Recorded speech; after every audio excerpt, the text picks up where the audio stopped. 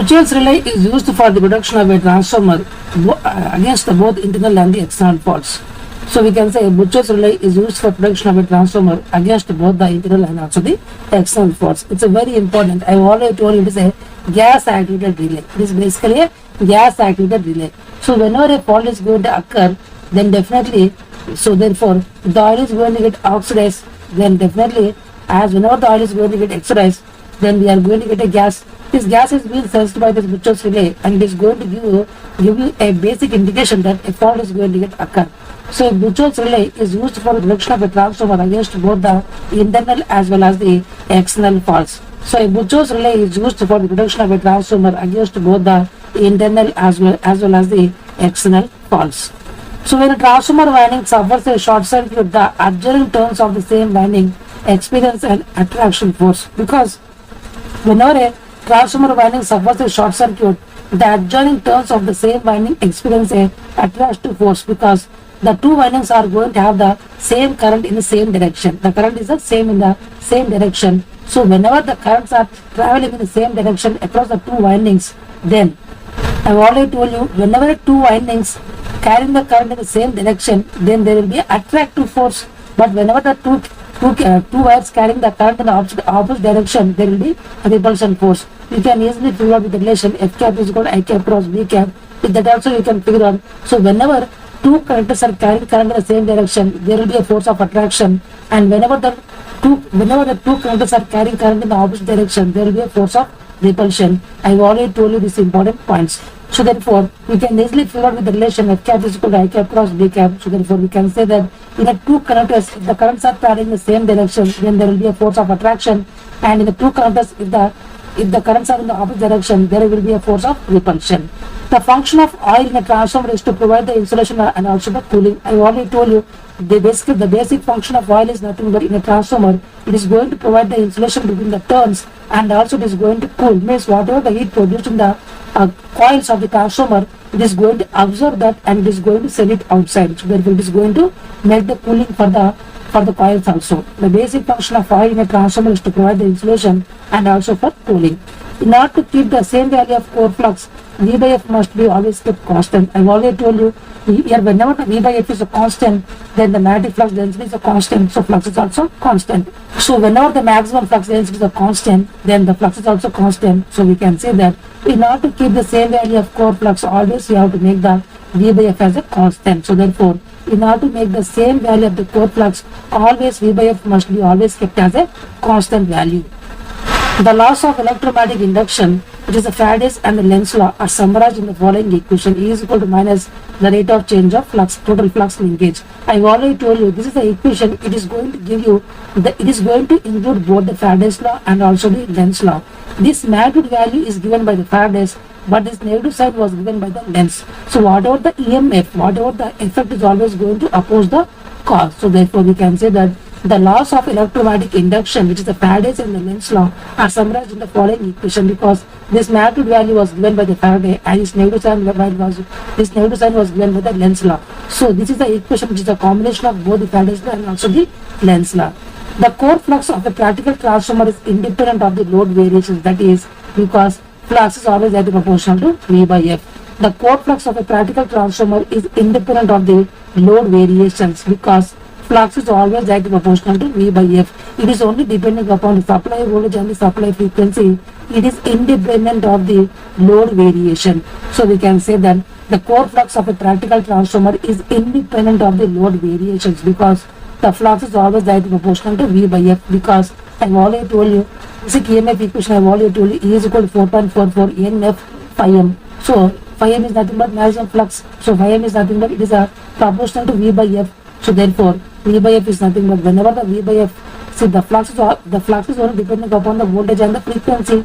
So it is only depending upon supply voltage and supply frequency. It is independent of the load variation. So the core flux of a practical transformer is independent of the load variations, because always the flux in the core is directly proportional to voltage by frequency. V is equal to supply voltage and F is equal as the supply frequency. Only on these two parameters the flux is dependent.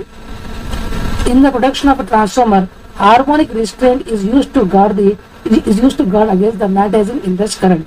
So in the production of transformers, harmonic restraint is used to guard against the magnetizing ingress current. So basically, I have already told you, see, if you want to protect the transformer during the no load condition, because there you are going to get a huge amount of ingress, the magnetizing ingress current, then you have to use the harmonic restraint. So in the production of transformers, harmonic restraint is used to guard against the magnetizing ingress current. So this is a very important point that you always have to remember. So therefore, in the production of the transformers, harmonic restraint is used to guard against the magnetizing ingress current. So in the production of the transformers, harmonic restraint is used to guard against the magnetizing ingress current. So therefore, in the production of the transformers, harmonic restraint is used to guard against the magnetizing ingress current. So therefore, we can say that in the production of the transformers, harmonic restraint is used to guard against the magnetizing ingress current. So in the production of the transformers, harmonic restraint is used to guard against the magnetizing ingress current. So in the production of transformers, harmonic restraint is used to guard against the magnetizing ingress current. So when transformer is working in saturation zone, then current drawn from the source is non-sinusoidal and other quantities are pure sinusoidal. I have already told you, when the transformer is working in the saturation zone, then the current drawn from the source is non-sinusoidal and the other quantities are pure sinusoidal. I have already told you, if you see the flux with respect to BH curve, if it is a non-linear, in the saturation region it is non-linear. So to make the fluxes sinusoidal, whatever the current is must be always non-sinusoidal, or simply we can say peak waveform. So therefore, we can say that when transformer is working in saturation zone, the current drawn from the source is peaky waveform or non-sinusoidal, and other quantities are basically like the flux and the voltages, and the remaining things are always pure sinusoidal or all pure sinusoidal. Only current is non-sinusoidal and remaining all quantities are always pure sinusoidal. So in a transformer, more the flux linkage, then the more the reactance. I have already told you, in a transformer, more the flux linkage, more will be the reactance, because the reactance is directly proportional to flux linkage. So more is the flux linkage, so more will be the reactance. So I have already told you that the mutual flux is more when compared to the leakage fluxes. So therefore, we can say the magnetizing reactance is always higher when compared to other values, because in a transformer, more is the flux linkage, more will be the reactance. This concept I have already told you. We can say that basically in the transformer, the mutual flux is very higher when compared to leakage fluxes. So we can say that the mutual reactance, or we can say the magnetizing reactance, is always greater than the leakage flux of the primary coil. X1 is called a leakage reactance of primary coil, and X2 is called as the leakage reactance of the secondary coil, and X2 is called as the leakage reactance of the secondary coil referred to the primary side. So we can say simply, if the flux linkage is very higher, then the magnetizing current is also, the reactance is also very higher. So more is the flux linkage, more is the reactance. So always in a transformer, mutual flux is very higher when compared to leakage fluxes. So therefore, the magnetizing reactance is always greater than the leakage reactance. So therefore, Xm is always greater than the leakage reactance of the primary winding. X2 is called as the leakage reactance of secondary winding, and X dash is called as the leakage reactance of secondary winding referred to the primary winding.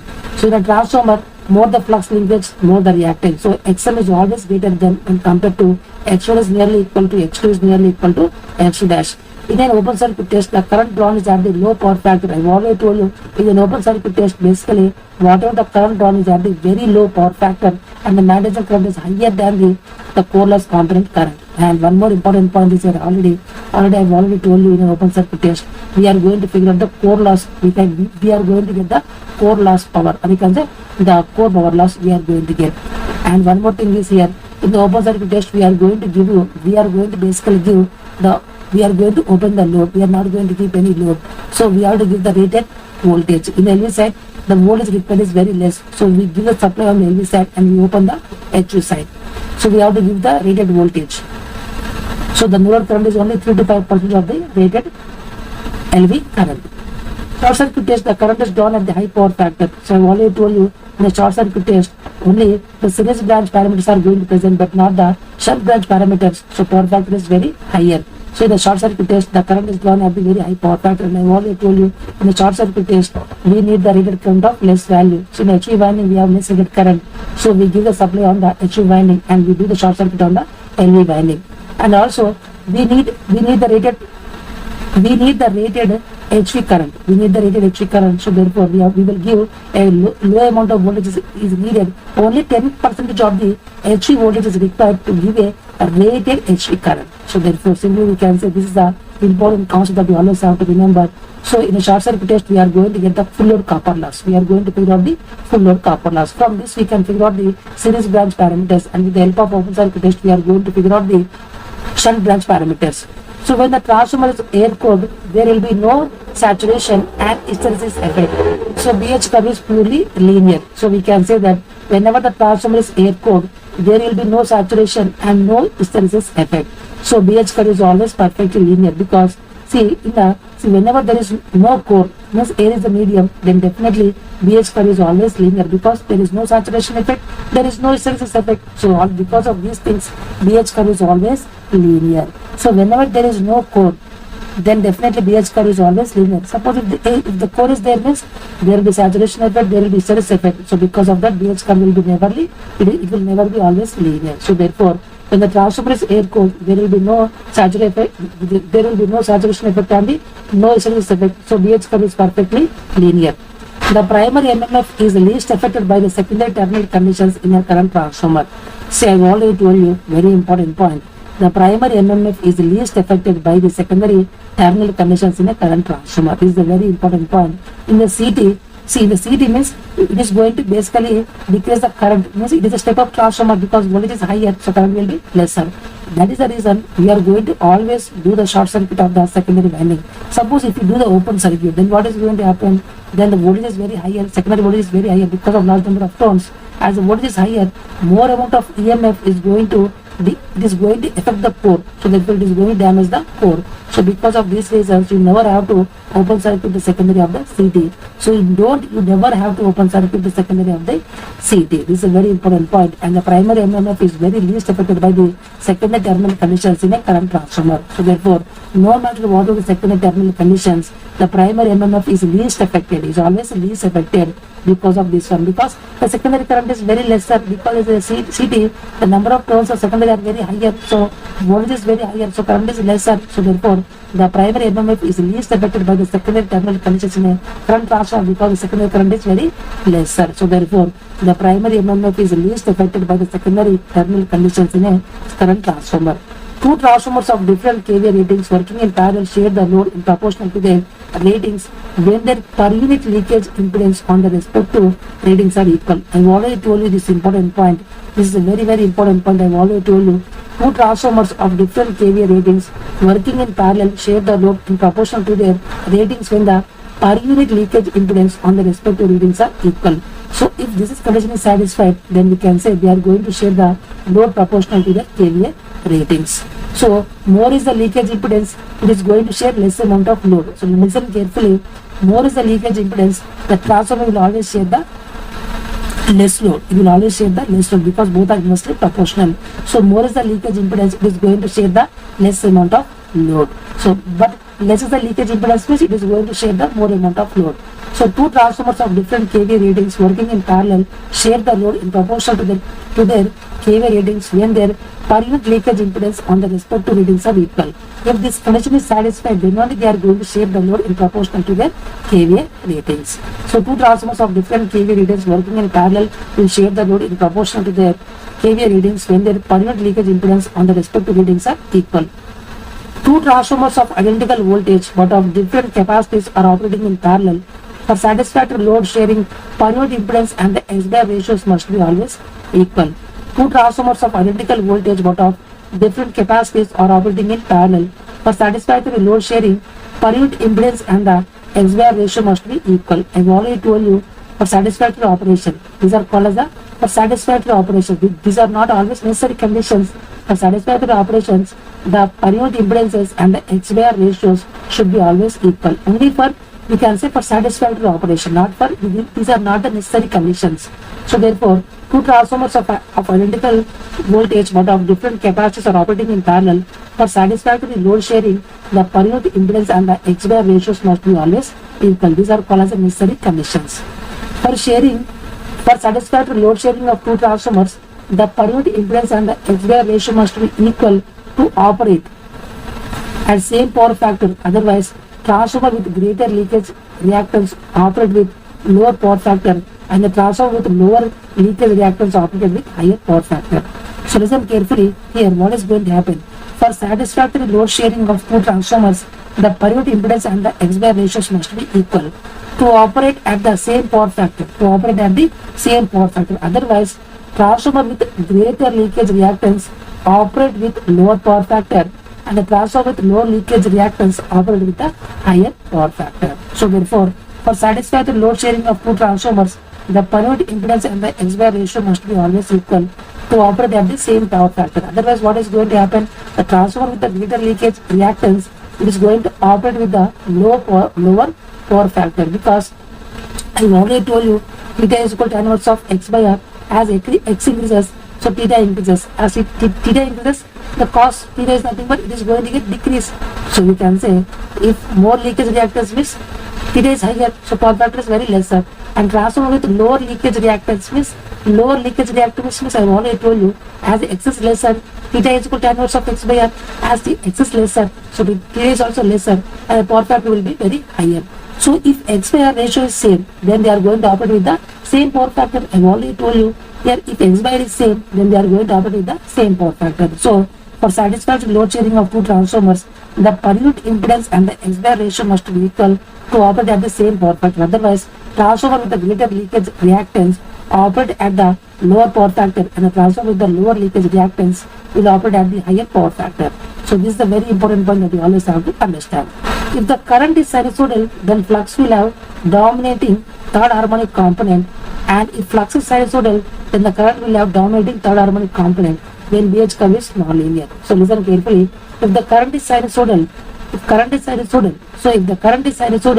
then flux will have dominating third harmonic component, and if flux is sinusoidal, then current will have dominating third harmonic component whenever the BH curve is nonlinear. I already told you, whenever BH curve is nonlinear. So if you want a sinusoidal flux, then we need a current of peaky waveform. So peaky waveform will have dominating third harmonic component. Similarly, if I want a current of sinusoidal in the nonlinear region, then I need a flux of flat-topped waveform. I've already told this important point. We need a flux of flat-topped waveform. It is going to have a dominating third harmonic component. So this is the important point that you always have to understand. So whenever I want a flux of sinusoidal, I need a magnetizing current of peaky waveform. But whenever I need a current of sinusoidal, then I need a flux of flat-topped waveform. These things I have already told you. So therefore, simply we can say that if the current is sinusoidal, then the flux will have dominating third harmonic component, and if flux is sinusoidal, then the current will have dominating third harmonic component whenever the BH curve is nonlinear. The magnetizing current in a transformer is rich in third harmonic. I have already told you the magnetizing current is nothing but it is an inverse current. It is always very rich in third harmonic component. The magnetizing current in a transformer is very rich in third harmonic component. A single phase transformer is to be switched to the supply to have minimum inverse current. Then the switch must be closed at the maximum supply voltage. I have already told you, suppose if you are going to close the switch at t is equal to 0, whenever the supply voltage is 0, then definitely you are going to get a doubling effect. So because of the doubling effect, the inverse current will be very higher. Suppose if you close the switch at maximum value of the supply voltage, then there will be no doubling effect, so there will be no inverse current. Single phase transformer is to be switched to the supply to have a minimum inverse current, thus then switch must be closed at the maximum supply voltage. In delta connection, phase current leads the line current by 30 degrees. I have already told you, in a delta connection, the phase currents, or simply we can say in delta connection, the line current is equal to 2 times of phase current, and the line current is going to lag the phase current by 30 degrees, or simply we can say phase current is going to lead the line current by 30 degrees. In parallel operation, same phase group transformers are used, which is example delta star and delta star, or also with same phase group and also phase sequence also. If it is delta star of plus 30, here also delta star of plus 30 always. So in parallel operation, same phase group of transformers are always used. Delta star means here also delta star, and also same phase group. If this is plus 30 means here also plus 30. Phase sequence and same phase group and same phase sequence. So in parallel operation, same phase group transformers are used, which is the example delta star with plus 30, here also delta star with plus 30 only we have to use. The efficiency of an auto transformer in comparison to that of a two-engine transformer of the same rating is more because of less copper weight. the efficiency of an auto transformer in comparison to that of the two-winding transformer of the same rating is more than that of the less copper weight. I've already told you, if you compare auto transformer and the two-winding transformer, suppose if they have the both same copper weight, I've already told you, if they have same copper weight, definitely always the rating of the auto transformer will be always higher when compared to rating of the single phase transformer. But if you make lesser copper weight, then auto transformer and if you remove some copper weight, then definitely we can make the rating of the auto transformer is equal to rating of the single phase transformer. Now we can say that the efficiency is higher because less copper weight means less losses. So efficiency of the auto transformer is very higher when compared to two-winding transformer or single phase transformer. So the efficiency of an auto transformer in comparison to that of a two-winding transformer of the same rating is more because of the less copper weight. I've already told you, if you want to make the same rating, you have to remove some amount of copper from the two-winding transformer to make a single auto transformer. So therefore, now we can make same rating, and whatever the copper weight in the auto transformer is now lesser when compared to copper weight of single phase transformer. So because of this, less amount of copper means less amount of losses means more efficiency. Auto transformer is used in transmission and distribution when the transformation ratio is very small. I've already told you, auto transformer is basically used in the transmission and distribution purpose whenever the transformation ratio is very small. So whenever the transformation ratio is very small, we are going to use the auto transformer for the transmission and also for the distribution purpose. So auto transformer is basically used in the transmission and distribution purpose whenever the transformation ratio, which is inverse of the turns ratio, is small. So transformation ratio is nothing but the transformation ratio is the inverse of the turns ratio. It must be small. Then only we are going to use the auto transformer. So simply we can say that auto transformer is used in transmission and distribution whenever the transformation ratio is very small.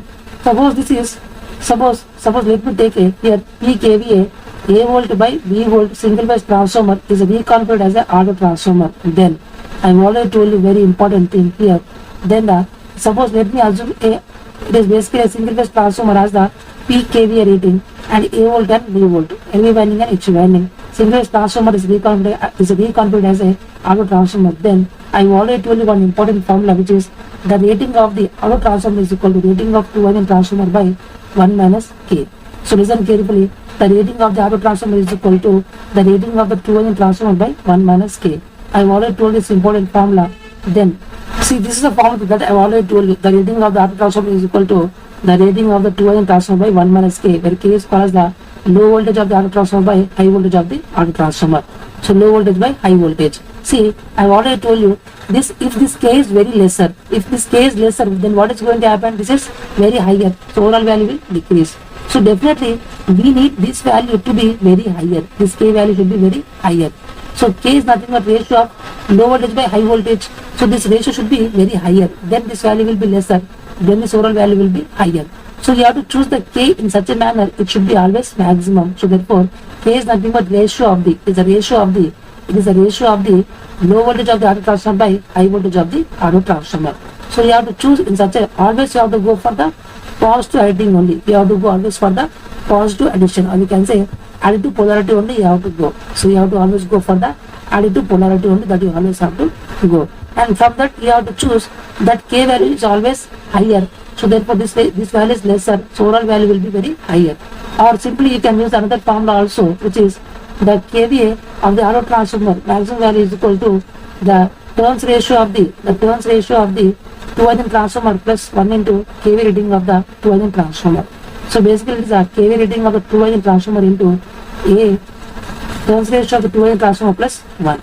So this A two-winding is nothing but it is the ratio of the high voltage by low voltage. It is always greater than 1. So we have to see, you have to do the ratio of these two things in such a manner.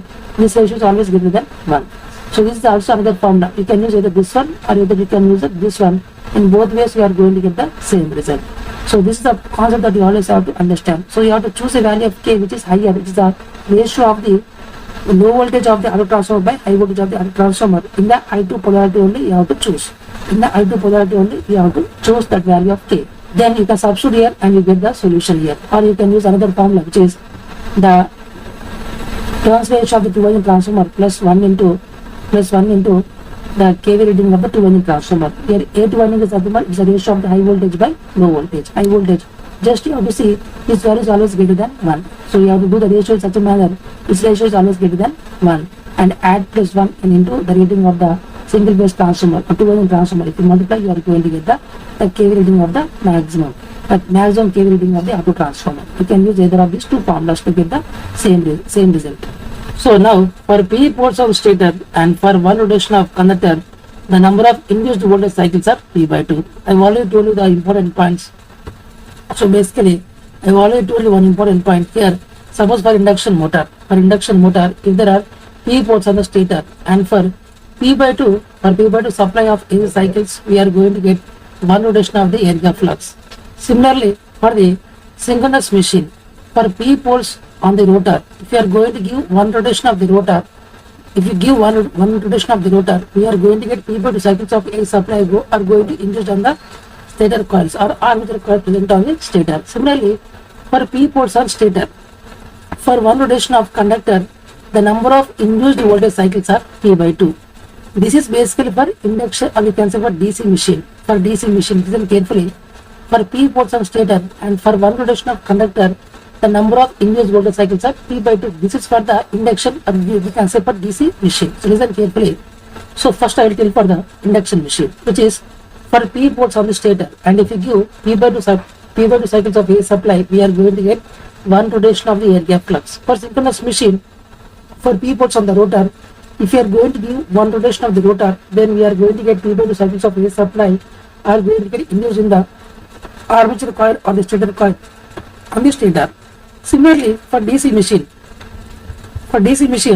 for P poles of the stator and for one rotation of the conductor, we are going to get the number of induced voltage cycles are P by 2. So these concepts I have already told you. So now, in DC machines, the field system has to be provided on stator, unlike synchronous machine, wherein it could be at any member because commutator actually is not possible otherwise. I have already told you, in DC machines, the field system has to be provided on stator, unlike synchronous machine, where it could be on any member because commutator actually is not possible otherwise. I have already told you, in DC machine, always the field winding should be always on the stator and the armature winding is always on the rotor.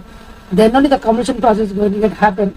Whereas in AC machine, you can keep the field winding either on the stator or either on the rotor. I have already told you, in synchronous machine, there is nothing like commutator action, so therefore we can keep the field winding either on the stator or either on the rotor. Yokes in DC machine are non-laminated. I have already told you this important point. See, in a DC machine, yokes are non-laminated, but the poles are laminated and also the armature core is also laminated. So this is a very important point. In DC machine, yokes are not laminated, but the poles are laminated and also the armature core is also laminated. The number of commutator segments on commutator is equal to number of coils on the armature core. This concept I have already told you. The number of commutator segments on commutator is always equal to number of coils on the armature core. So just by seeing the number of coils in the armature core, you can confirm that this will have this many number of commutator segments. So always the number of commutator segments on commutator will be always equal to number of coils on the armature, irrespective of the type of winding. The winding can be the lap winding or wave winding or progressive winding or the retrogressive winding. Any winding you can keep, any type of winding, always number of commutator segments on the commutator is always equal to number of coils on the armature core. So I have already told you, for one coil there will be 2 coil sides. So for 12 coil there will be 24 coil sides. So 2 coil sides connected to one segment of commutator. I have already told you 2 coil sides. So 2 coil sides are basically connected to one segment of a commutator.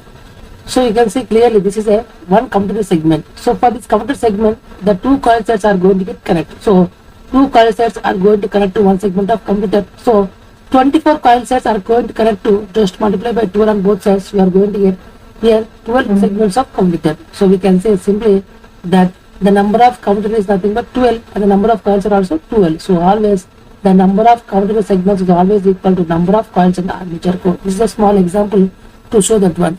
So always the number of commutator segments is all on a commutator is always equal to number of coils on the armature irrespective of type of winding. Because let me take for one coil there are 2 coil sides and for 12 coils there will be 24 coil sides. So for one segment of commutator we are going to connect the 2 coil sides So two coil sets are connected to one segment of commutator. You can see clearly here. So this is the commutator segment. We are going to connect two coil sets. So 24 coil sets are going to connect to 12. So multiply by 12 on both sides. We are going to get 12 segment of commutator. So you can see there are 12 coils and there are 12 segments of commutator. So we can say always the number of commutator segments is always equal to number of coils on the armature core. So this is the commutator segment. This is one coil set and this other coil set. So total two coil sets on the one commutator segment. So two connectors is nothing but one turn. So one turn will have two connectors, and for Z connectors that number of turns are Z by 2 turns. So for two connectors we are going to get one turn. For Z connectors we are going to get Z by 2 number of turns. One coil set is placed in one slot is called as a single layer winding. I have already told you. If you keep one coil set in one slot, it is said to be a single layer winding. So if you keep one coil set is placed in one slot, it is said to be a single layer winding. So therefore we can say that always, I have already told you very important point, listen carefully. Let me assume there are 30 coils. For 30 coils means for one coil there are two coil sets. So therefore 30 coils means 60 coil sets. But one coil is placed on the one slot. So 60 coil sets are placed on the 60 slots. So we are going to get 60 slots. But irrespective of the type of winding, always number of commutator segments on commutator is always equal to number of coils present on the armature.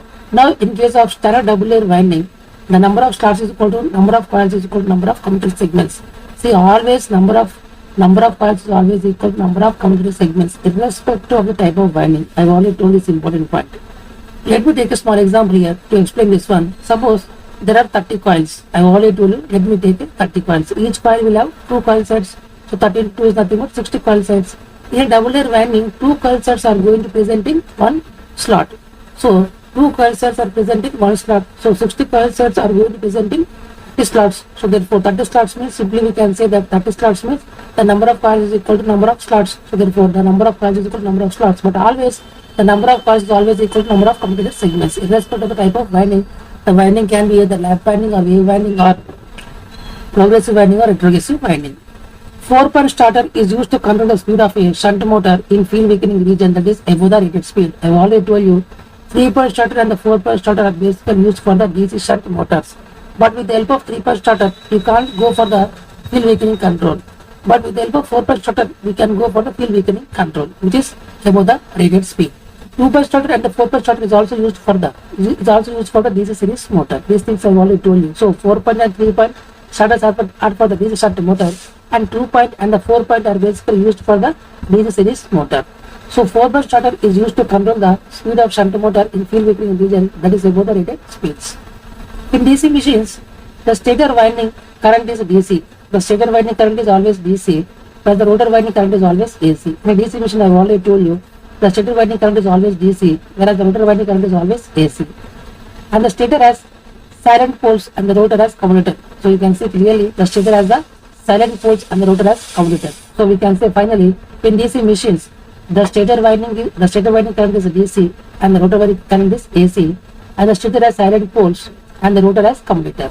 In a synchronous machine, the stator winding current is AC and the rotor winding current is DC, and the rotor has silent poles and slip rings, and the stator is cylindrical, and the rotor has silent poles and slip rings, because with the help of slip rings only we can give the supply to the field winding. So we need the slip rings, and the stator is cylindrical in shape. In case of induction machines, the stator winding current is AC, and the rotor winding current is also AC. Both stator and rotor have the polyphase windings. So these are the important things regarding each and every machine. So DC machine basically has stator winding current is DC and the rotor winding current is AC. Stator has silent poles and the rotor has commutator. In case of synchronous machine, stator winding current is AC and the rotor winding current is AC. Rotor has silent poles and slip rings, and the stator is cylindrical in nature. For induction machines, stator winding current is AC, rotor winding current is AC. Both stator and rotor have the polyphase windings. I have already told you for induction machines. Let me repeat the small important point. Suppose there are P poles on the stator. For P by 2 cycles of DC supply, we are going to get one rotation of the area flux.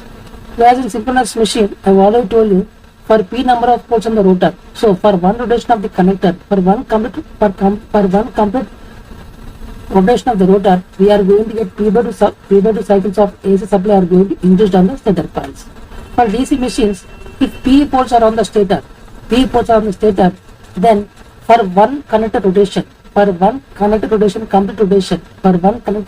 complete rotation, we are going to get P by 2 number of AC cycles are going to get induced on the rotor connectors for DC machines. So these concepts I have already told you. In DC machines, I have already told you power is equal to TA into omega. So TA is nothing but 2 pi n by 60 into TA, because omega is equal to 2 pi n by 60 into TA. TA is called as the armature torque. So therefore, T is equal to T into omega. So omega is equal to 2 pi n by 60 into TA. So therefore, 2 pi n by 60 into TA into n. Suppose if P is equal to constant.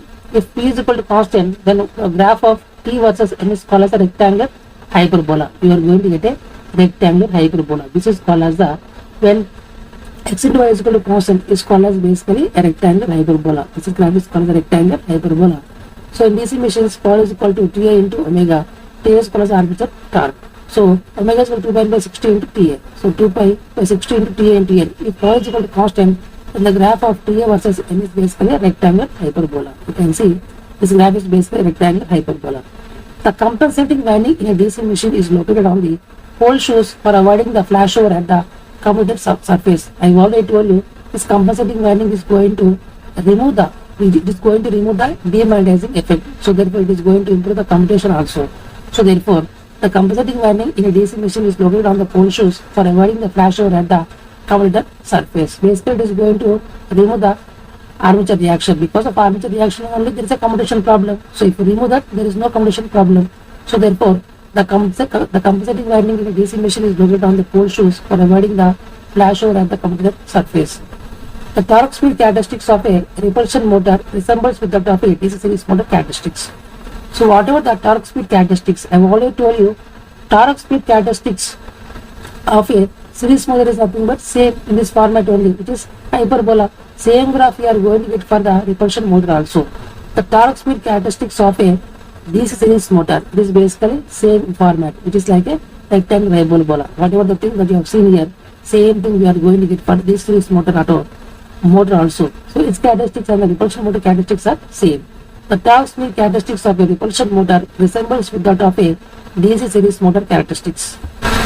So in case of an armature controlled separately executed DC motor drive with a closed loop speed control, an inner current loop is useful because it limits the peak value of the current of the motor to the permissible value.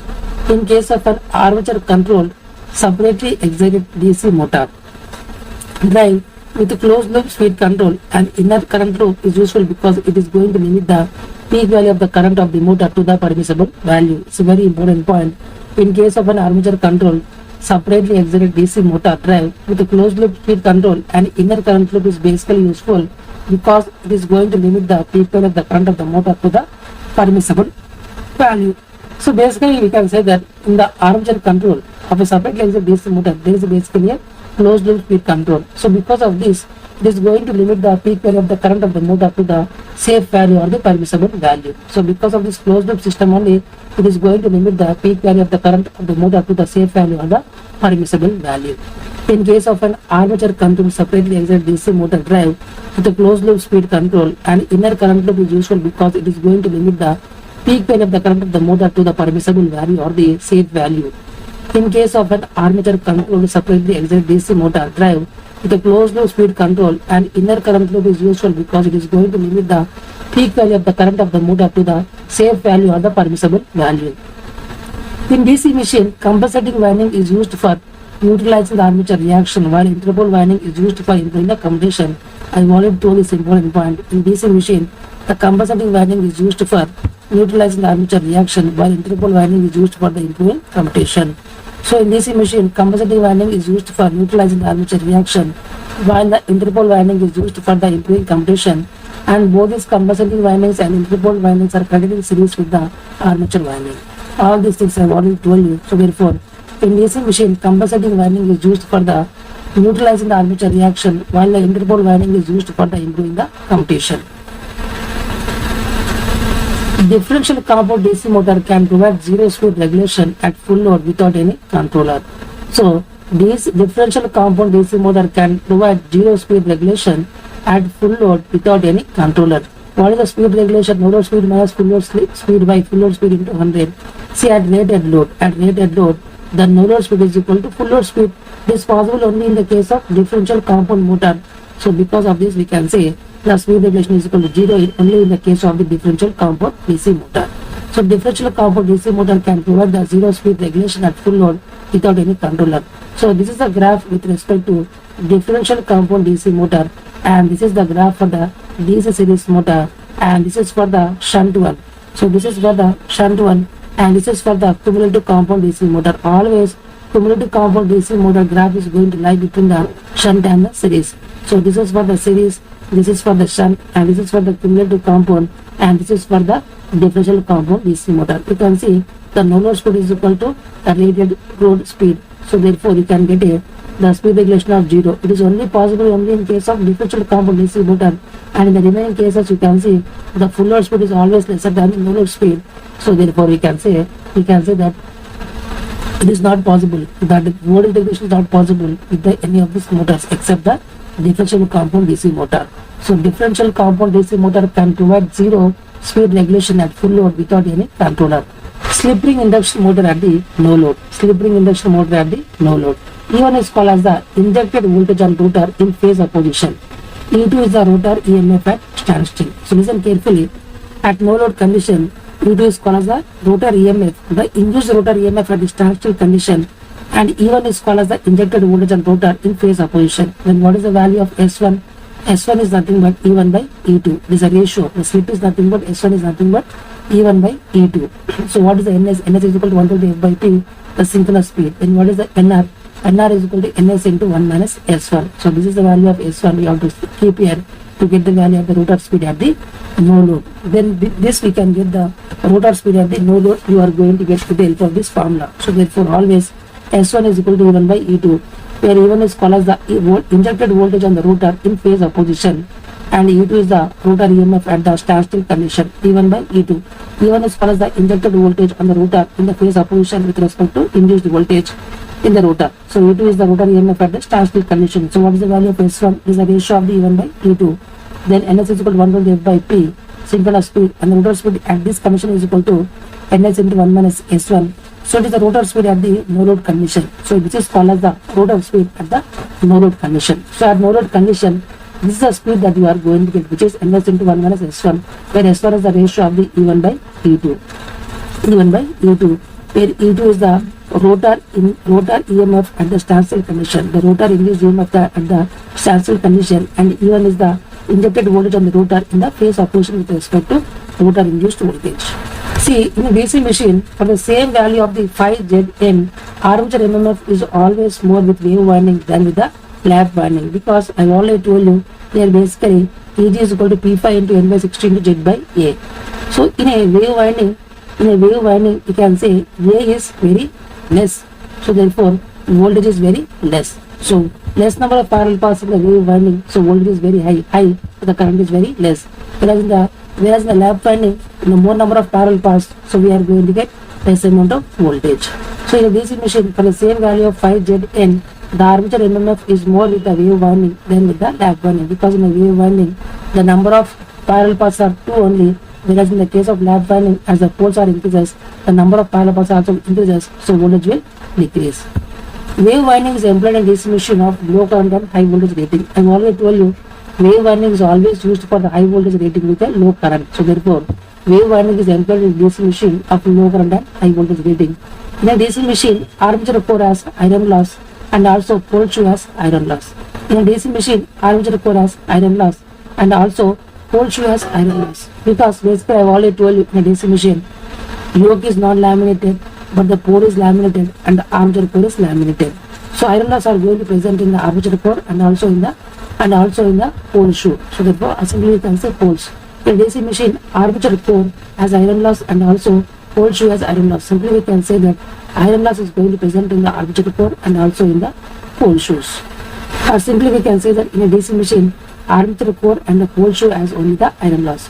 So iron loss is going to present only in the case of the armature core and also the pole shoe. So in a DC machine, the iron loss is going present only in the armature core and pole shoe. I've already told you yoke is not laminated, but the pole is laminated, and also the armature core is also laminated. So because of these reasons, we can say that simply that in a DC machine, armature core and the pole shoe will have only the iron loss. So DC machine, armature core and the pole shoe will have only iron loss. The air gap between the yoke and the armature in a DC motor is kept small to achieve a stronger magnetic fields. I already told you the air gap between the yoke and the armature in a DC motor is kept very small to achieve a stronger magnetic field. So less is the air gap, you are going to get a more amount of magnetic field or stronger magnetic field. The air gap between the yoke and the armature in a DC motor is kept very small to achieve a very stronger magnetic field. In a DC machine, for same number of slots and same current in the armature connectors, wave winding has higher induced EMF than the lap winding. I have already told you in a DC machine for the same number of slots and same current in the armature connectors, wave winding has a higher induced EMF than lap winding because wave winding has less number of parallel paths, so it has huge amount of voltage when compared to lap winding. So in DC series motor, if torque is a constant at two conditions, then Ia and Phi at that both conditions are same. So listen carefully, in DC series motor, if torque is constant at two conditions, then the Ia and Phi at the both conditions is also same because torque is directly proportional to Ia square in the unsaturation region. If torque is constant, definitely Ia is also constant in that both cases. So therefore, in DC series motor, if torque is constant at two conditions, then the Ia and the flux at that both conditions are also same because torque is directly proportional to Ia square in the unsaturation region in the DC series motor. So therefore, when torque is same for two conditions, then definitely Ia is also same at the two conditions.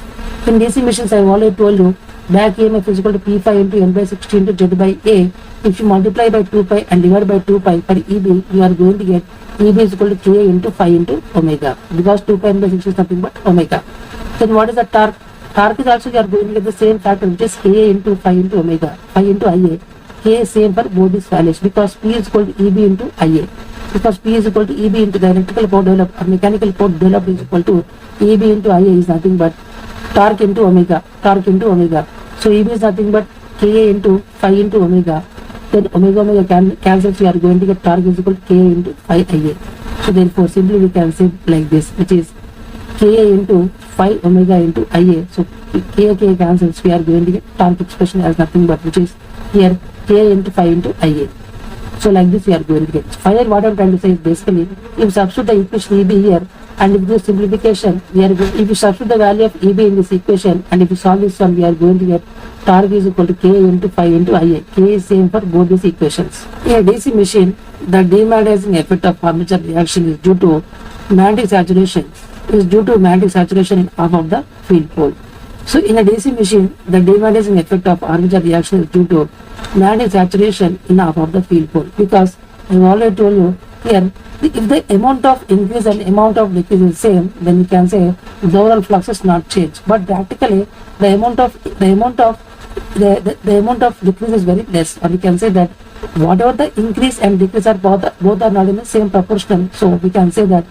So simply we can say there is a more amount of decrease of flux when compared to increase. So because of this we can say half of the field is going to get more saturated but not the other because poles are always going to operate at the knee point. So therefore a small amount of increase is going to go into saturation region. So half of the field pole is going to in the saturation region. So therefore the flux is going to get decreased. So this is called as the demagnetization effect. So demagnetization is basically the flux is going to get decreased its overall value. In a DC machine, the demagnetizing effect of the armature reaction is due to magnetic saturation in half of the field pole.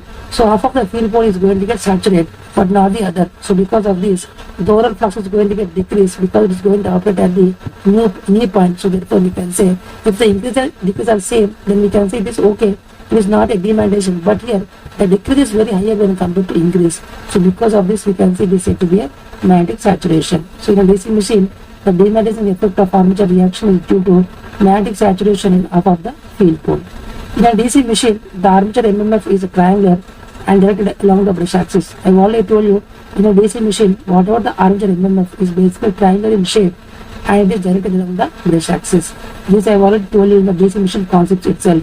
So you can see that lecture. So therefore in a DC machine, whatever the armature MMF is always triangular in nature and it is directed along the brush axis. In a DC generator, even though the armature magnetic field is in quadrature with the main magnetic field, each considered alone, the resultant magnetic field due to interaction of both the fields is shifted forward by certain angle from the geometrical neutral axis depending upon the load. These things I have already told you. In a DC generator, always MNI is going to rotate in the direction of the rotation, and also whatever the polarity of the indirect pole is in the head direction of the direction of the rotation. These things I have already told you. In a DC generator, even though the armature magnetic field is in quadrature, even though the armature magnetic field is in quadrature axis, so we can see the field axis is in the D axis, whereas the armature flux is in the Q axis. These things I have already told you. Any axis which is passing through poles is called as the direct axis, and axis which is perpendicular to the D axis electrically is called as the Q axis. So the field flux is in the D axis, whereas the armature flux is in the quadrature axis. So in a DC generator, even though the armature magnetic field is in the quadrature with the main magnetic field, each considered alone, the resultant magnetic field due to interaction of both the fields is shifted forward by certain angle from the geometrical neutral axis depending upon the load. I have already told you the phase angle between the angle between the GNN and MN, let me assume it is a alpha. So therefore it is going to depend upon the load. So more is the load, more is the amount of shifting, less is the load, less is the amount of shifting. Always MN is going to rotate in the rotation of the generator. These things I have already told you. In a DC generator, the trailing pole tips gets magnetically saturated as the load reaches its rated value. These things I have already told you. In a DC generator, the trailing pole tips are going to get magnetically saturated as the load reaches its rated value. So always the trailing pole tips are going to get saturated in case of the DC generator, whereas in the case of DC motor, the leading pole tips are going to get saturated. These things also I have already told you in the previous class itself only. So in a DC generator, the trailing pole tips are going to get saturated, whereas in the case of DC motor, the leading pole tips are going to get oversaturated. These things also I have already told you. And the armature MMF is a triangle in shape with peak value of which is I into Z by 2P. Here I is nothing but IA by A, the current in the one each parallel path, IA by A into Z by 2P ampere turns. So I have already told you armature MMF is basically triangle in shape. As I have already told you, in a DC machine, the armature MMF is triangle in shape and it is generated along the mesh axis. So if you want to know what is the peak value of the armature MMF, which is equal to IA by A into Z by 2P. This is ampere turn. The unit is called as ampere turns. The armature MMF is triangle in shape with a peak value of IA by A into Z by 2P. It is in terms of ampere turns. When there is no compensation present, then armature reaction will present and distortion is present in the air gap flux density waveform. I have already told you, whenever there is no compensation, means if you are not going to keep any interpole winding, or if you are not going to keep any compensating winding, it means that you are not doing any compensation. So when there is no compensation present, then armature reaction is going to get present and it is going to distort the air gap flux density waveform. So although the overall flux is going to get distorted. When there is no compensation present, then armature reaction will present and distortion is present in the air gap flux density waveform. So if you are not going to keep an interpole winding or armature, or we can say the compensating winding, then definitely there is no compensation. So both the fluxes, field flux and armature flux, are going to get interact. So overall flux waveform in the air gap is going to get distorted. So when there is no compensation present, then armature reaction will be present and distortion is present in the air gap flux density waveform. Inside DC machine, armature current is flat top AC waveform with a frequency F is equal to NB by 120 and a peak value of IA by A. These things also I have already told you. Inside DC machine, armature current is flat top AC waveform, because in a DC machine, the armature current is AC waveform. These things I have already told you, but it is going to have like a flat top waveform. Like for off cycle, it will have some positive current, and for negative off cycle, it will have a negative current. These things I have already shown you. For 180 degree rotation, it will have a positive current, and for remaining 180, it is going to have a negative current. These things I have already told you. So therefore, it is going to have like a flat top waveform. Then what is the frequency? Frequency is equal to NP by 120, or simply N is equal to 120 F by P. So F is equal to NP by 120, where N is the speed at which we are going to rotate that machine. This is the frequency of the signal we are going to get, and its peak value is nothing but Ia by A, because Ia by A is the current. It is the current in each parallel path, which is equal to each parallel path is nothing but on each conductor, which is Ia by A. So it's the peak value. So therefore, simply we can say that inside DC machine, armature current is flat top AC waveform with the frequency F is equal to NP by 120 and the peak value of Ia by A. Voltage regulation of these generators must be same in order to share load according to the ratings. I already told you, voltage regulations of that DC generator should be always same in order to share the load according to the ratings. So if you want to share the loads according to the ratings, then definitely the voltage regulations of that DC generator should be same. So voltage regulation of the DC generators must be same to share the load according to the ratings. Suppose if they are not same, means they are not going to share as per the ratings. If they are same, then only we can say they are going to share the load as per the ratings. If they are not same, means they will never share the load as per the ratings. So this is a very important point. So voltage regulation of the DC generators must be same in order to share the load according to the ratings. In a level compound DC generator, the terminal voltage at full load is equal to the terminal voltage at no load. These things also I have already told you. In a level compound DC generator, the terminal voltage at full load is always equal to terminal voltage at the no load.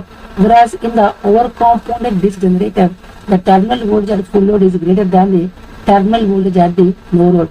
And whereas for undercompound DC generator, the terminal voltage at full load is lesser than the terminal voltage at no load. These things I have already told you.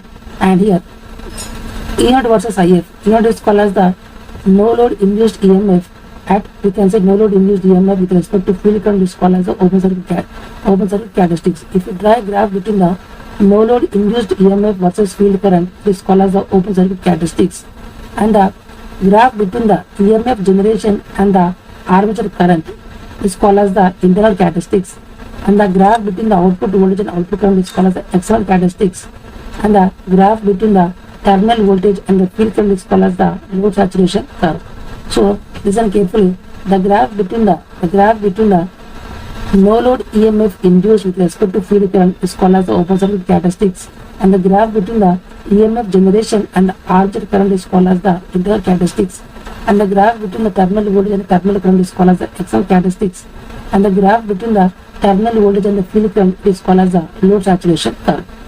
In a DC motor, if the brushes are shifted opposite to the direction of rotation, then commutation is improved and the speed increases and torque decreases. Because I already told you, in a DC motor, MN is always going to rotate in the opposite of its rotation. So in a DC motor, the M1 is always going to rotate in the opposite of its rotation.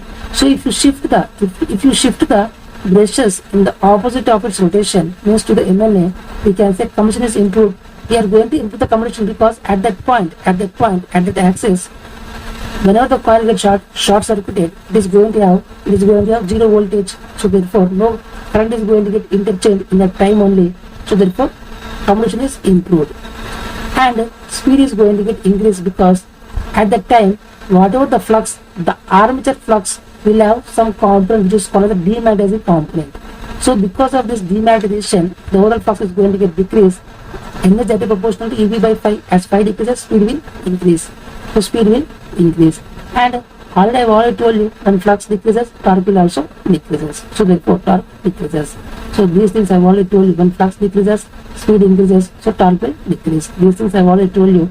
So in a DC motor, if the brushes are shifted in the opposite to the direction of rotation, then commutation is improved and the speed is increased and the torque decreases because I have already told you the armature flux in this direction. So the component is called as the demagnetization, which is opposite to the field flux. So both are going to have an opposite direction.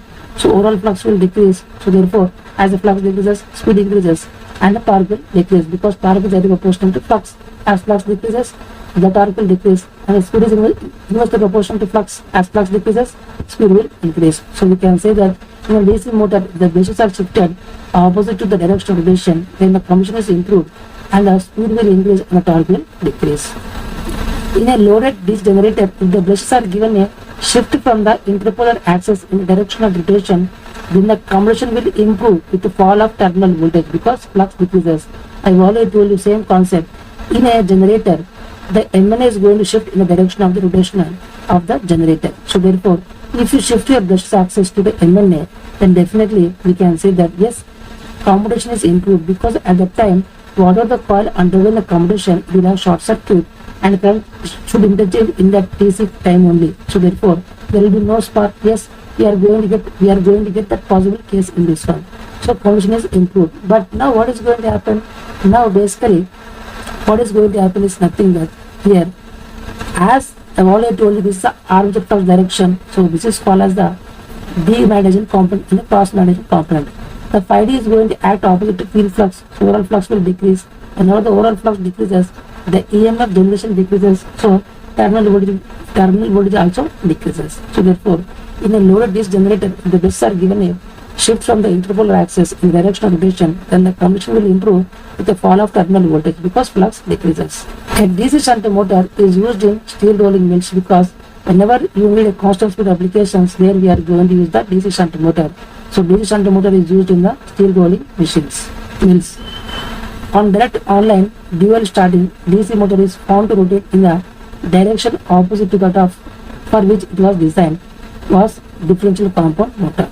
On direct online starting, DC motor is found to rotate in the direction opposite to that for which it was designed and directly was differential compound motor.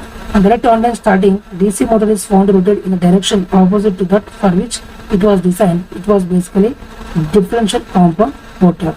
So on direct online starting, DC motor is found to rotate in the direction opposite to that for which it was designed was differential compound motor. So we can say that it's a very important point. On direct online starting, dual starting, DC motor is found to rotate in the direction opposite to that for which it was designed was differential compound motor. A DC cumulative compound motor delivers rated load, torque at rated speed.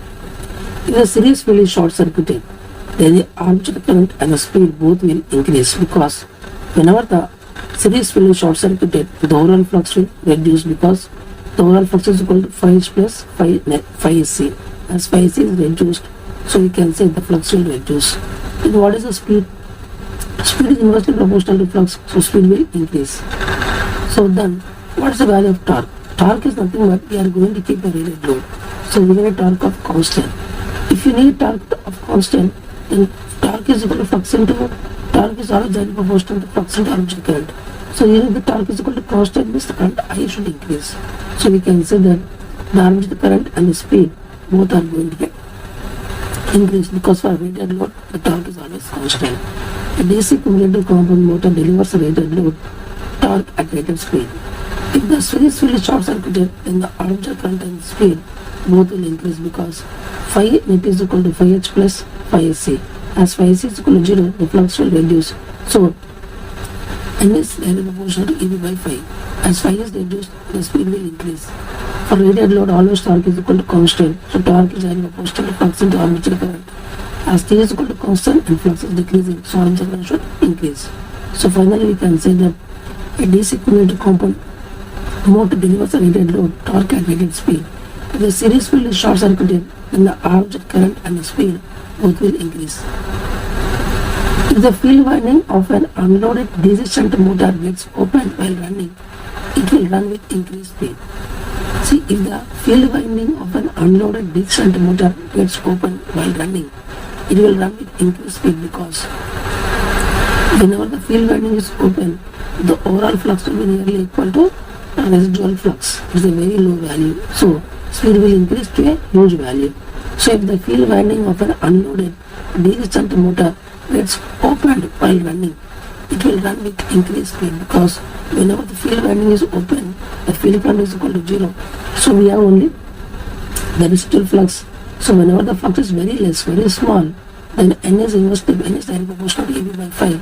As phi is very less, so speed will increase to a huge value. That is the reason you must not open circuit the field winding whenever the DC shunt motor is running.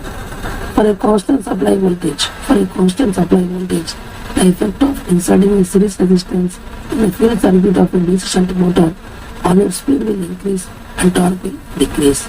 See, for a constant supply voltage, the effect of inserting a series resistance in the field circuit of a DC shunt motor on its speed will increase and torque will decrease, because as they are going to apply series resistance in the field winding. Supply voltage is a constant, so field current decreases, flux decreases. So energy is proportional to EB by phi. As flux decreases, so definitely we can say speed will increase. Whenever the speed increases, we can say that EB increases. Whenever EB increases, IA will decrease. As IA decreases, torque is proportional to flux in the armature current. If both are reducing, so torque also reduces. So this is the way that you always have to analyze. For a constant supply voltage, the effect of inserting a series resistance in the field circuit of a DC shunt motor on its speed will increase and torque will decrease, because whenever you apply basically the field the resistance in the field circuit, then the field current reduces, the constant supply, so flux reduces, and is very proportional to EB by phi. So whenever the flux reduces, the speed will increase. Whenever the speed increases, we can say EB is increasing. So whenever the EB increases, the IA decreases. As IA decreases, torque is in proportion to flux into armature current, and both are decreasing. So torque also reduces. For a DC shunt motor at two conditions, if the load is same, then for a DC shunt motor at two conditions, if the load is same, then torque is equal to constant, and also we are going to use the same supply voltage. So we are going to use same supply voltage.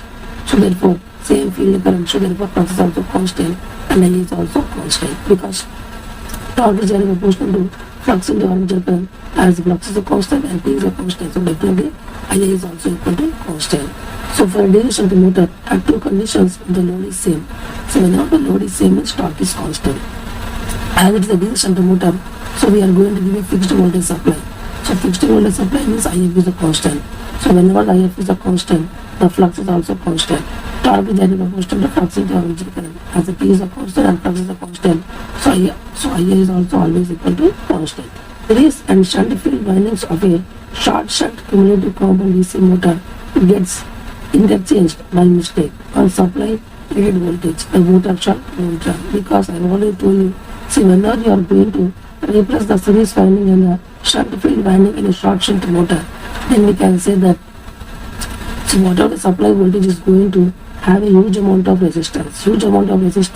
It is encountered because of the shunt field winding. So we can say that whenever the field resistance is very less, so it will be open circuited. So the current is nearly equal to 0. So the motor will never run, because the current on itself is equal to 0 because of the huge amount of resistance.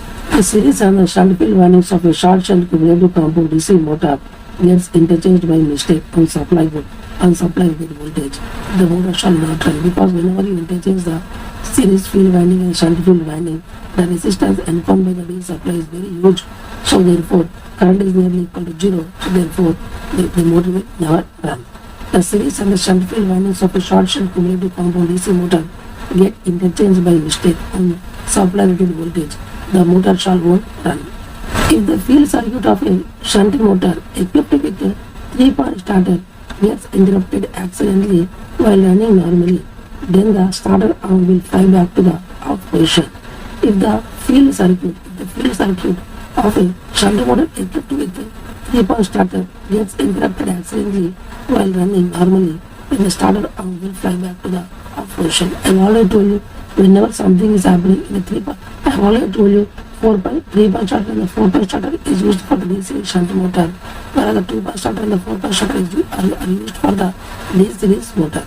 So now, in the field circuit of a shunt motor equipped with the 3-point starter gets interrupted accidentally while running normally, then the stator arm will fly back to the off position. I have already told you, the field winding is passing through the hold-on coil. Whenever the field current is going to get changed, I have already told you, whenever the field current is changing, the hold-on coil magnetic field is going to get changed, it will decrease. So whenever it will decrease, it will never have strength to hold that rod. So it is going to leave that rod. So therefore it is going to go back to the off position, this initial position.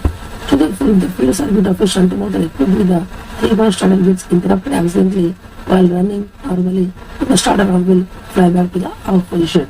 To control the speed of a DC shunt motor above the base speed over a reasonably wide range, the motor must have compulsory winding, have interpole winding, and we started using a 4-point starter. I already told you, to control the speed of a DC shunt motor above the base speed over a reasonably wide range, the motor must have a compensating winding and interpole winding and can be started using a 4-point starter.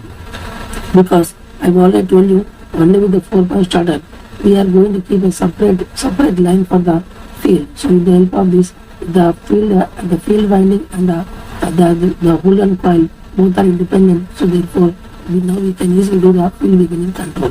So with the 3-point starter, field weakening control is not possible, whereas with 4-point starter the field weakening control is possible. So therefore, to control the speed of a DC motor about the base speed over a reasonably wide range, the motor must have the compensating winding, have interpole winding, and we started using a 4-point starter. In that 3-point type of starter of a DC series motor, the holding coil, I have already told you, in the 3-point starter or in the 3-point type of starter of a DC series motor, the holding coil for holding the starter handle in the on stud is connected in such a manner that it is short circuited when the overload relay picks up. So therefore, in the 3-point type of starter of a DC series motor, the holding coil for holding the starter handle is in the on stud is connected in such a manner that it is short circuited when the overload relay picks up. So basically we can say that this is a very important point. In the 3-point type of starter of a DC series motor, the holding coil for holding the starter handle in the on stud is connected in such a manner that it is short circuited when the overload relay picks up. So I have already told you we have to do the connection of 3-point starter in such a manner. So whenever anything is happening, the hold on coil should get short circuited to remove the handle. So therefore, in the 3-point type of starter of a DC series motor, in the holding coil for holding the starter handle in the on stud is connected in such a manner that it is short circuited when the overload relay picks up. So basically, whenever the overload relay picks up, the holding coil should be always get short circuited and it should remove the handle to the off position. So therefore, in the 3-point type of starter of a DC series motor, the holding coil for holding the starter handle in the on stud is connected in such a manner that it is short circuited when the overload relay picks up. A DC series motor starter to guard against racing due to sudden larger reduction of shaft load, the holding coil is connected in series with the armature circuit and the series field winding. In a DC series motor starter to guard against the racing due to sudden larger reduction of shaft load, the holding coil is connected in series with the armature circuit and the field winding and the series field winding. So this is a very important point. In a DC series motor starter to guard against the racing due to sudden large reduction of shaft load, the holding coil is connected in series with the armature circuit and the series field winding. So this is a very important point. In a DC series motor starter to guard against the racing due to sudden larger reduction of shaft load, the holding coil is connected in series with the armature circuit and the series field winding. So in a DC series motor starter to guard against the racing due to sudden large reduction of shaft load, the holding coil is connected in series with the armature circuit and the series field winding. So in a DC series motor starter to guard against the racing due to sudden large reduction of shaft load, the holding coil is connected in series with the armature circuit and the series field winding. So in a DC series motor starter to guard against the racing due to sudden large reduction of shaft load, the holding coil is connected in series with the armature circuit and the series field winding. So plugging of DC motors is normally done by reversing the armature polarity. I have already told you, whenever you reverse the armature polarity, the IA is going to get changed. Whenever the IA is going to get changed, simply we can say that torque is directly proportional to flux into armature current. As IA changes, overall torque will changes. So therefore, simply we can say that we are going to get negative torque. So now we can easily stop the motor. But whenever the speed is decreasing, whenever the speed is nearly equal to 0, you have to remove the supply. Otherwise, it is going to run in the backward direction for all the time. That is the simple reason I have already told you. On bus bar, if you keep this generator and if it is rotating in clockwise direction, if prime mover fails, then it is going to act like a motor and still rotates in the same clockwise direction as generator. So listen carefully. On bus bar, if you are going to keep a DC generator and if it is rotating in the clockwise direction, if the prime mover is failed, then definitely it is going to act like a motor, and now it is going to still rotate in the same clockwise direction as a generator. I have already told you all these important points.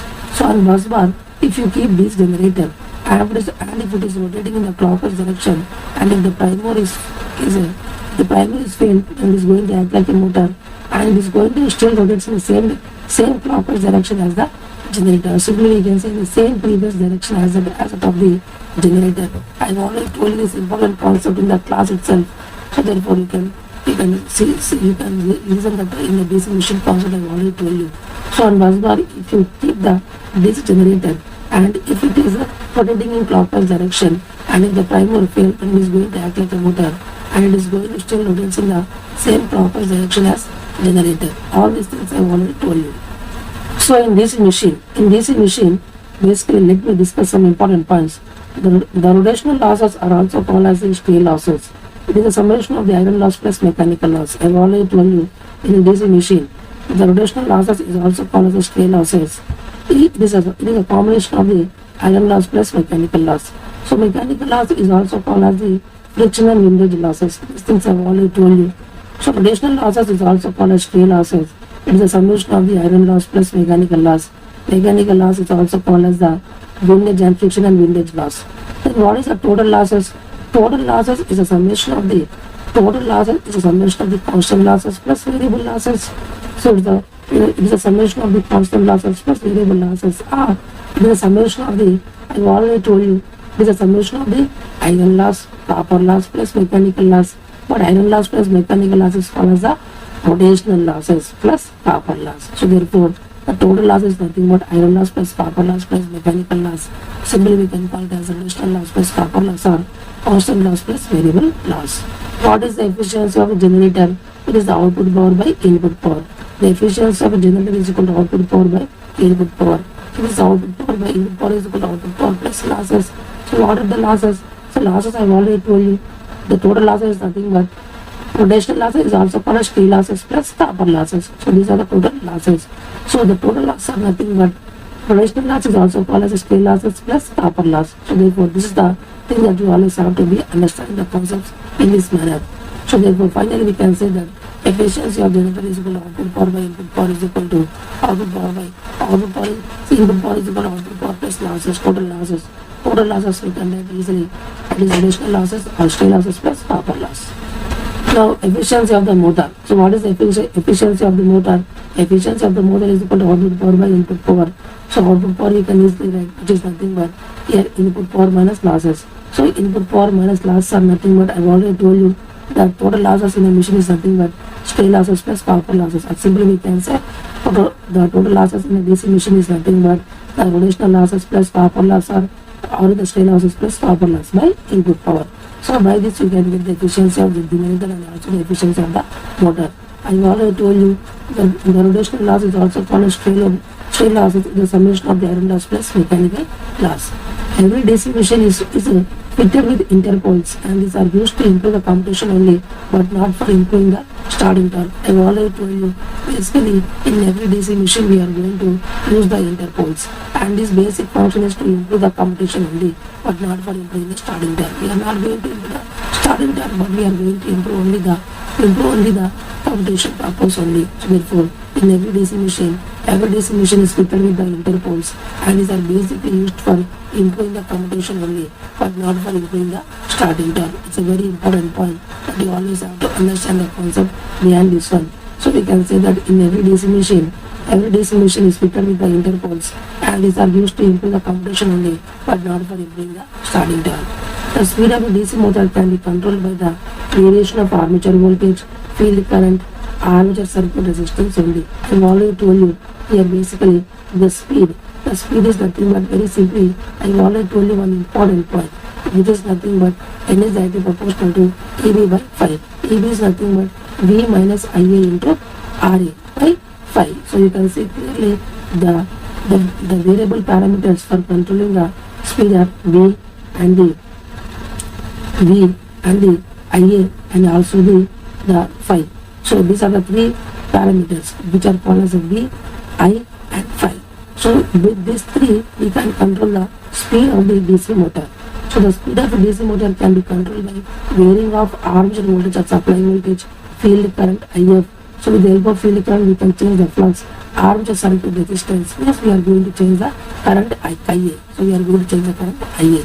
So by all these three manners we can change the speed of a DC motor. I already told you only field weakening control is going to give a speed above the base speed, whereas the armature voltage control and the armature resistance control are going to give a speed which is always below the base speed. In DC series motor, I already told you in the unsaturation region, the flux is directly proportional to armature current. So torque is directly proportional to Ia square. Then I already told you P is equal to T into omega. So omega is equal to 2 pi by 60. So we can say power is always directly proportional to speed into torque. Then P is directly proportional to speed into torque is nothing but Ia square. So you are going to get here Ia square. And now I already told you speed is directly proportional to EB by 5. Is directly proportional to EB by 5 is proportional to Ia. So it is proportional to Ia. So these are the equations that you are going to get in the DC series motor. Whereas in the DC motor, I have already told you P is equal to T into omega. So T into omega is nothing but 2 pi by 60 is equal to EB into Ia. So P is equal to T into omega is equal to 2 pi by 60 is equal to EB into Ia. Or we can say this is called as electrical power developed and this is the mechanical power representation. This is called electrical power developed and this is the corresponding mechanical power equation. So we have to equate these two things. Two identical lossless series motors connected in series across a DC supply voltage run at a speed of N1 and N2.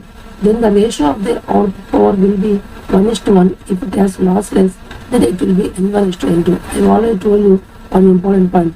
Two identical lossless. Lossless means there is no loss. It is basically they have no losses. Means R is nearly equal to 0. Then we can say that these are identical. So they will have identical armature resistance. So therefore simply we can say each have a same voltage drop of V by 2 and V by 2. So vacuum of function is equal to V by 2 and V by 2. So current is also same. So current is also same as flux is also same. Then what is the ratio of the output power? So therefore we can say that it is current DC supply voltage runs at the speed of N1 into N2. Then the ratio of output power will be output power is nothing but P is equal to T into omega. Omega is nothing but here I have already told you very important point. See the output power is nothing but you can write like this EB into Ia. EB into Ia also you can write. EB is nothing but it is same for both the things. Ia is also same. So the ratio is equal to 1:1. So this is what I am trying to tell you. So therefore we can say that whenever it is a lossless means there is no losses. So therefore EB is also same, A is also same. The ratio is nothing but 1:1. Suppose it has losses. Suppose if the losses are there, then we have to use when the speed will be when the ratio of the output power is equal to N1:N2. Because I have already told you power is equal to T into omega. So omega is equal to 2 by 60. So simply we can say power is proportional to N into T. T is nothing but 5 into Ia. So in a series motor, whenever the losses are there, then the current is also same. So current is also same means Ia is same. So therefore the torques are going to get cancelled. So same torques for different speeds. So therefore P1 by P2 is equal to N1 by N2 because P is directly proportional to N into Ia square. As Ia is the same for both the things.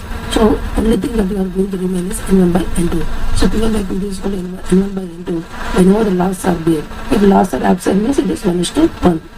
A differentially compound DC motor with interpoles and with brushes on the neutral axis is to be driven as a generator in a direction with the same polarity of the terminal voltage.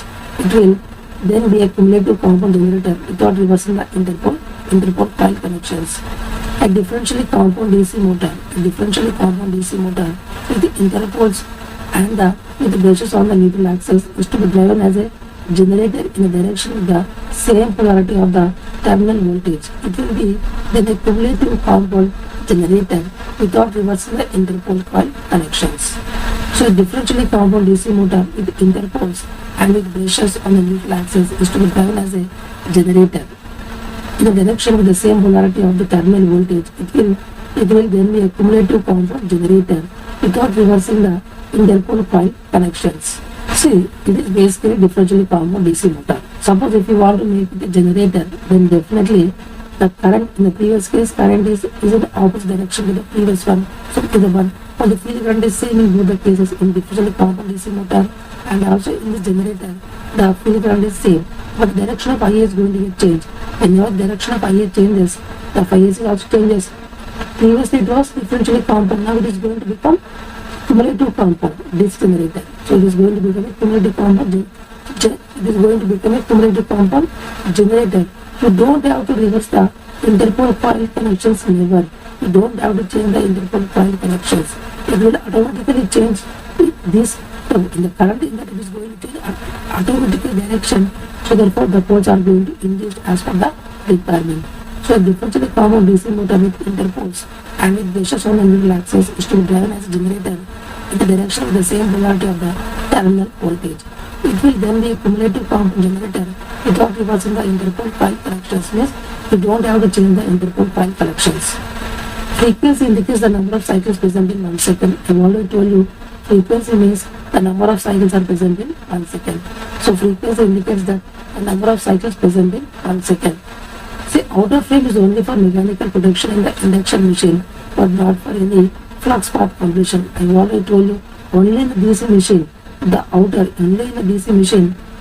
frame is basically used for the flux path completion, but for induction machine, outer frame is only used for mechanical protection. It is not used for the flux path completion. I've already told you this point in the machine's course only. So therefore, outer frame is only for mechanical protection in the induction machine, but not for any flux path completion. Whereas in the DC machine, the outer frame is used for basically for flux path completion. These things also I have already told you. Single layer winding, the number of coil sets is equal to number of slots, and whereas in the double layer winding, the number of coils is equal to number of slots. These things I have already told you so many number of times.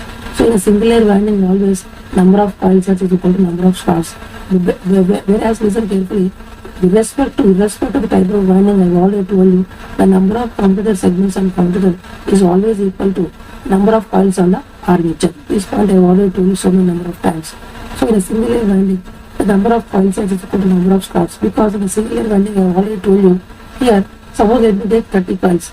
So each coil has 2 coil sets. So for 30 coils we are going to get 60 coil sets. In a single layer winding, we are going to keep one coil set in one slot. So therefore, as there are 60 coil sets, so we have to keep the 60 slots. So simply we can say that the number of coil sets is equal to number of slots in the single layer winding. Whereas in the double layer winding, I have already told you. Let me take a small example. Let me take 30 coils. So each coil has 2 coil sets. So 30 coils plus 60 coil sets. In the double layer winding, 2 coil sets are placed in one slot. So 60 coil sets are going to place in 30 slots. So number of coils is equal to number of slots in case of double layer winding.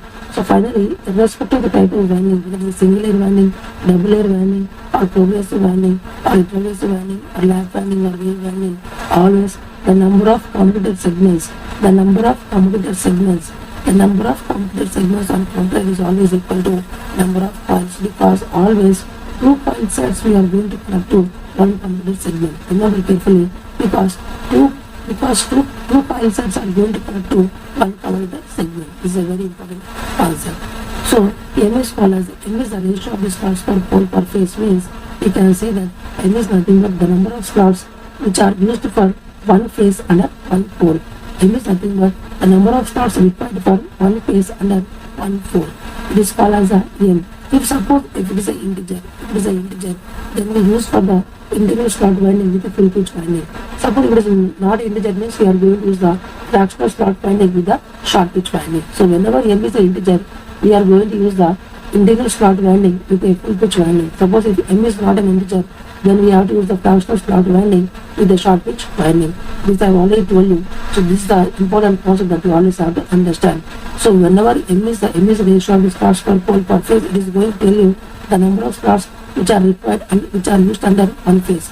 The number of slots which are used for one phase under one pole, it is the M. If it is an integer, then we have to use the integral slot winding with a full pitch is preferred. If it is not an integer, means we have to use the fractional slot winding with the short pitch is a preferred. I have already told you torque, the starting torque is directly proportional to F1 into F2 into sin delta. So torque is directly proportional to F1 into F2 into sin delta. So F1 is the stator flux, F2 is the rotor RMF flux. So F1 is the stator RMF flux and F2 is the rotor RMF flux. So both these flux are going to rotate in the same direction with the same speed, and the relative speed difference is equal to 0, and delta is called as the phase angle between the F1 and F2. So therefore, these are the very important points. See, F1 and F2 are fields and they station with respect to each other. I've already told you this important point. F1 and F2 are the RMS fields of stator and also rotor. They are actually rotating with the same speed in the same direction. So they are stationary with respect to one another. In a normal three-phase induction motor, the developed starting torque will increase with the increase in the value of the rotor resistance up to a certain value, and then decreases with further increase in rotor resistance. I've already told you, in a normal three-phase induction motor, the developed starting torque will increase with the increase of the rotor resistance up to a certain value, and then decreases with further increase in rotor resistance. Because see, just by changing the rotor resistance, the maximum torque is still the constant, but the starting torque is going to get increased. So whenever you increase the rotor resistance, yes, the starting torque increases up to a certain value of resistance. So even after increasing more than that, the starting torque decreases because now the maximum torque is going to be occur in the braking region. Whereas in the previous case, the maximum torque is going to be occur in the motoring region. All these things I have already told you. In a three-phase induction motor, the torque developed is maximum when the rotor circuit resistance per phase is equal to slip times the rotor leakage reactance per phase at standstill. I have already told you basically in the three-phase induction motor, at maximum torque, the slip at maximum torque is equal to R2 by X2. So simply we can say that at the maximum torque, the rotor resistance is equal to slip times the rotor reactance at the standstill condition. So in a three-phase induction motor, the torque developed is maximum when the rotor circuit resistance per phase is equal to slip times the rotor leakage reactance per phase at the standstill. Breakdown torque or maximum torque in a three-phase induction motor of negligible stator impedance is inversely proportional to rotor leakage reactance. I have already told you basically, whenever we are going to neglect the stator impedance, then the maximum torque is equal to 180 by 2 pi s into E square by 2 into. So you can see it is inversely proportional to reactance, but it is independent of the rotor resistance. So we can see the breakdown torque or the maximum torque or pull-out torque in a three-phase induction motor of negligible stator impedance is inversely proportional to the rotor leakage reactance and the standstill condition. So screwing is used in induction motors in order to reduce the torque due to slot harmonics. I have already told you, screwing is basically done to reduce the torque which is because of the slot harmonics. So screwing is basically used in the induction motors to reduce the torque because of the slot harmonics, and whatever the torque which is produced because of the slot harmonics is called as a parasitic torque. So we are going to reduce this one. So basically we are going to do the screwing for the rotor slots in order to reduce. The screwing is basically used in the induction motors in order to reduce the torque due to the slot harmonics. So screwing is used in the induction motors in order to reduce the torque due to the slot harmonics. So this is a very important point. So whatever the harmonics that are going to occur because of this harmonics, we can reduce with the help of the screwing. So with the help of screwing, we can remove all these crazy things. Three-phase induction motor coupled to a pump is operating at normal speed. If one of the line gets disconnected, then the motor will continue to run with the reduced speed capacity act like a single-phase induction motor. I have already told you, see, whenever one fuse is going to get blow off, it is going to act like a single-phase induction motor. As it is always running, so it will run with a speed which is lesser than the speed of the three-phase induction motor. So we can say a three-phase induction motor coupled to a pump is operating at normal speed. If one of the line gets disconnected, then the motor is going to run with the rated capacity and is going to act like a single-phase induction motor. See, in the induction motor, if N is greater than Ns, then it is working in the supersynchronous mode or working as an induction generator. I have already told you, in the induction motor, whenever the rotor speed is greater than the synchronous speed, then it is going to act in the supersynchronous mode, or simply we can say it is working as an induction generator. So in the induction motor, if whenever the rotor speed is greater than synchronous speed, then it is going to working in the supersynchronous mode or working as an induction generator. In a variable frequency induction motor drive, the voltage must be varied linearly to the frequency. In order to have fixed value of air gap flux, the ratio of V by F must be always kept constant, which is V by F is equal to K or V is equal to K into F. So in a variable frequency induction motor drive, the voltage must be varied linearly to the frequency in order to have the fixed value of air gap flux, because I have already told you Vmax is directly proportional to V by F. So whenever the V by F is a constant, Vmax is constant, so flux is also constant. So therefore always you have to keep the ratio which is V by F to be always kept constant. So in a variable frequency induction motor drive, the voltage must be varied linearly to the frequency in order to have the fixed value of the air gap flux. Then the ratio of the V by F must be always kept constant, which is V by F is equal to cos M square. For V is equal to K into F. Unbalanced supply voltage given to a three-phase delta connected induction motor will cause negative sequence component current. And if you want to remove this negative sequence component current, we have to use the damper winding. All these things I have already told you. So therefore, the unbalanced supply voltage given to a three-phase delta connected induction motor will cause negative sequence component of current. See, I have already told you, if you give an unbalanced supply, there will be positive sequence, there will be negative sequence, and there will be zero sequence. So negative sequence we can easily suppress with the help of damper winding. All these things I have already told you. So therefore, unbalanced supply voltage given to a three-phase delta connected induction motor will cause negative sequence component of the current. In an induction motor, if the air gap is increased, then we can say when the leakage flux increases, so leakage reactance increases. So it means that the X2 is going to get increases. So therefore, the power factor is called R2 by under root R2 square plus SX2 square. So therefore, we can say whenever the X2 increases, the power factor will decrease, and the breakdown torque Tmax will decrease, because Tmax is inversely proportional to rotor reactance.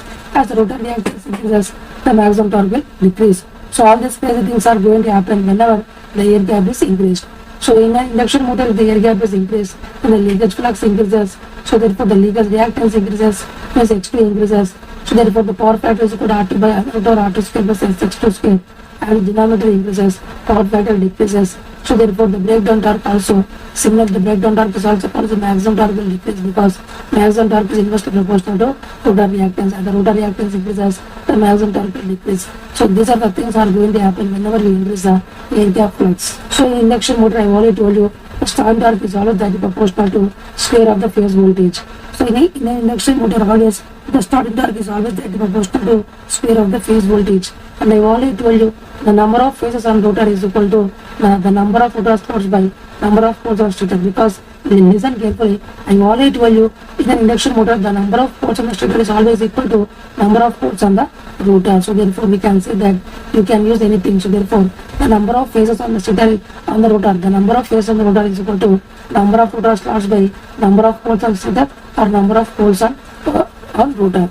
It is equal to number of poles on the rotor also.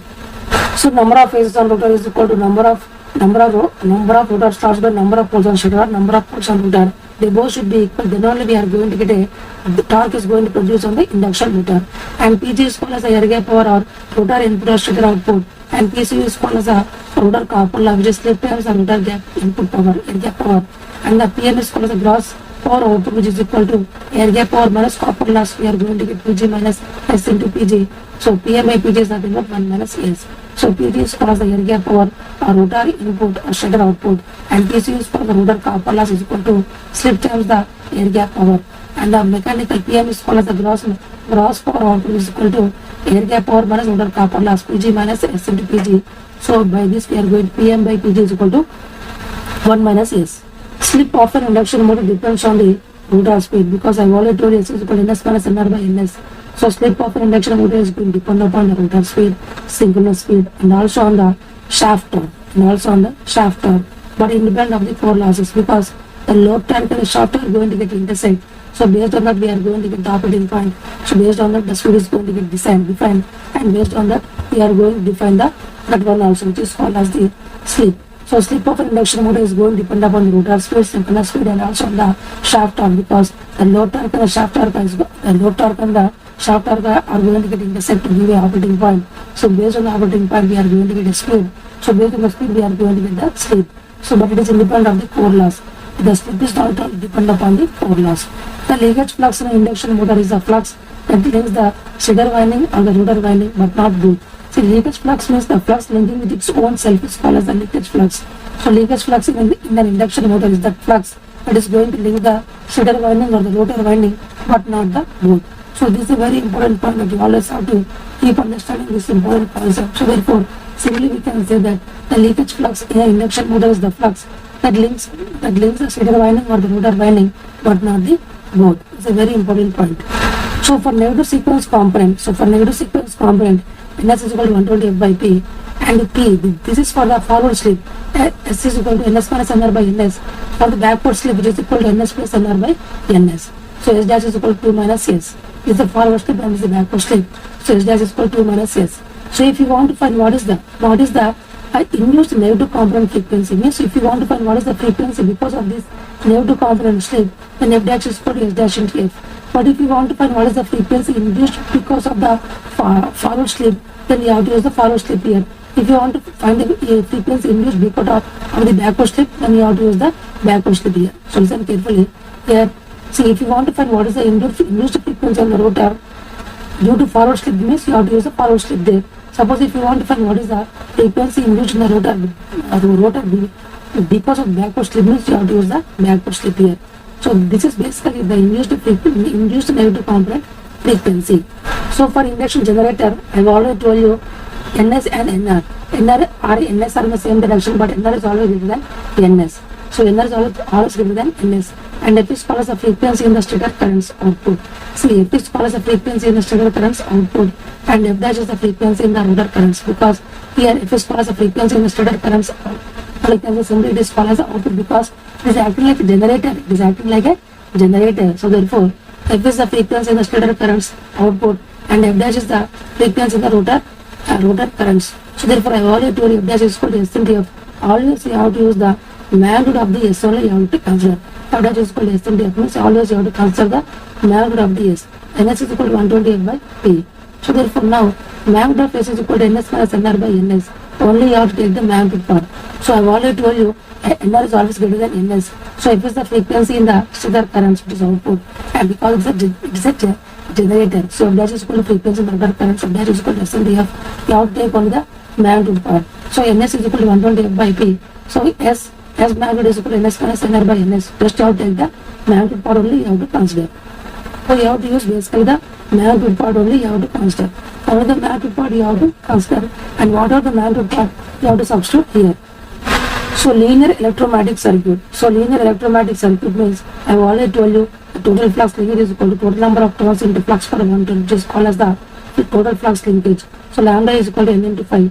Lambda is called the total flux linkage, and n is the number of turns, and phi is the flux per turn.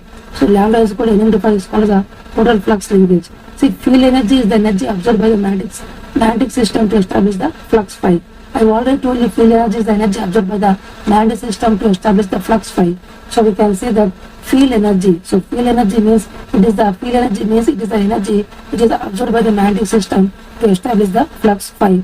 So field energy is also called as the co-energy. So co-energy is equal to half lambda 1 I1. So this is a very important formula. So field energy is also called as a co-energy, means it is the energy required, it is the energy absorbed by the magnetic system to establish the flux phi. It is equal to half into lambda 1 into I1. So you can see clearly if I am going to draw a graph between the lambda and I, because lambda is always directly proportional to I. So we are going to get a straight line passing through origin for all the time. For a particular value of current I1, we are going to get a lambda 1. And this down area is called the co-energy, and this up area is called as the field energy. So listen carefully. This down area is called as the co-energy, and this up energy is called as the co-energy, and this is the field energy. This down part is called as the co-energy, and this up part is called as the field energy, because in the alphabetical C is going to come earlier than F. So this is the C, and this is the F. From down to up, this is C and this is F. So this is going to belong to co-energy, and this is called as the field energy. So this is the important point. See, field energy, this area is nothing but this area is also called as the co-energy, and this area is called as the field energy. Both have the same area. Yes, you can see clearly both have the same area. So always field energy is equal to co-energy is equal to half lambda 1 into I1. So this is the important concept that you always have to understand. So linear electromagnetic circuit means we can say the total flux linkage is equal to total number of turns into flux per 1 turn. Then the field energy is the energy absorbed by the magnetic system to establish the flux phi. I have already told you field energy is equal to co-energy is equal to half into lambda 1 into I1. So if you draw a graph between the lambda and I, we are going to get a straight line passing through origin for all the time. For a particular value of current I1, we are going to get lambda 1. So this down area is called as the co-energy, and this upward area is called as the field energy. Both have the same area. So both their values are always same. The ratio of the rotor reactance to the rotor resistance for a two-phase servo motor is less than 1 than that of a normal induction motor.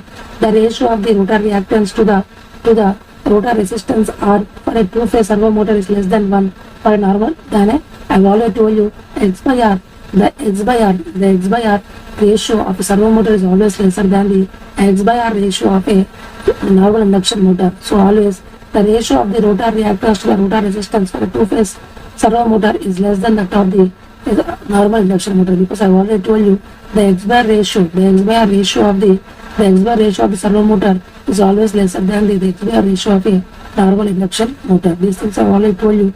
So therefore, the ratio of the rotor reactance to the rotor resistance R for a two-phase servo motor is always lesser than that of the normal induction motor. The ratio of the rotor reactance to that of the rotor resistance R of a two-servo mix motor is always less than that of the normal induction motor. So we can say X by R of a servo motor is always lesser than the X by R ratio of an induction motor. So you can see clearly the X by R ratio of the servo motor is always lesser than the X by R ratio of the induction motor. So you can see clearly here. The efficiency of an induction motor cannot be determined without knowing actually about fixed losses.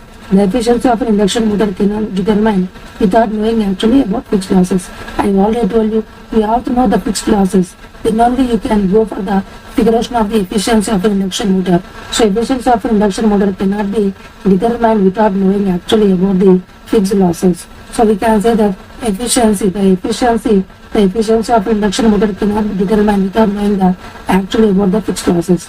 Stepper motor is most suitable for computer printed drive. I already told you the stepper motor is best suitable for the computer printed drive. And one more important point is, I already told you one important point, which is follows the under the laptops, whatever the fan, the cooling fan that you are going to use, it is a shaded pole motor.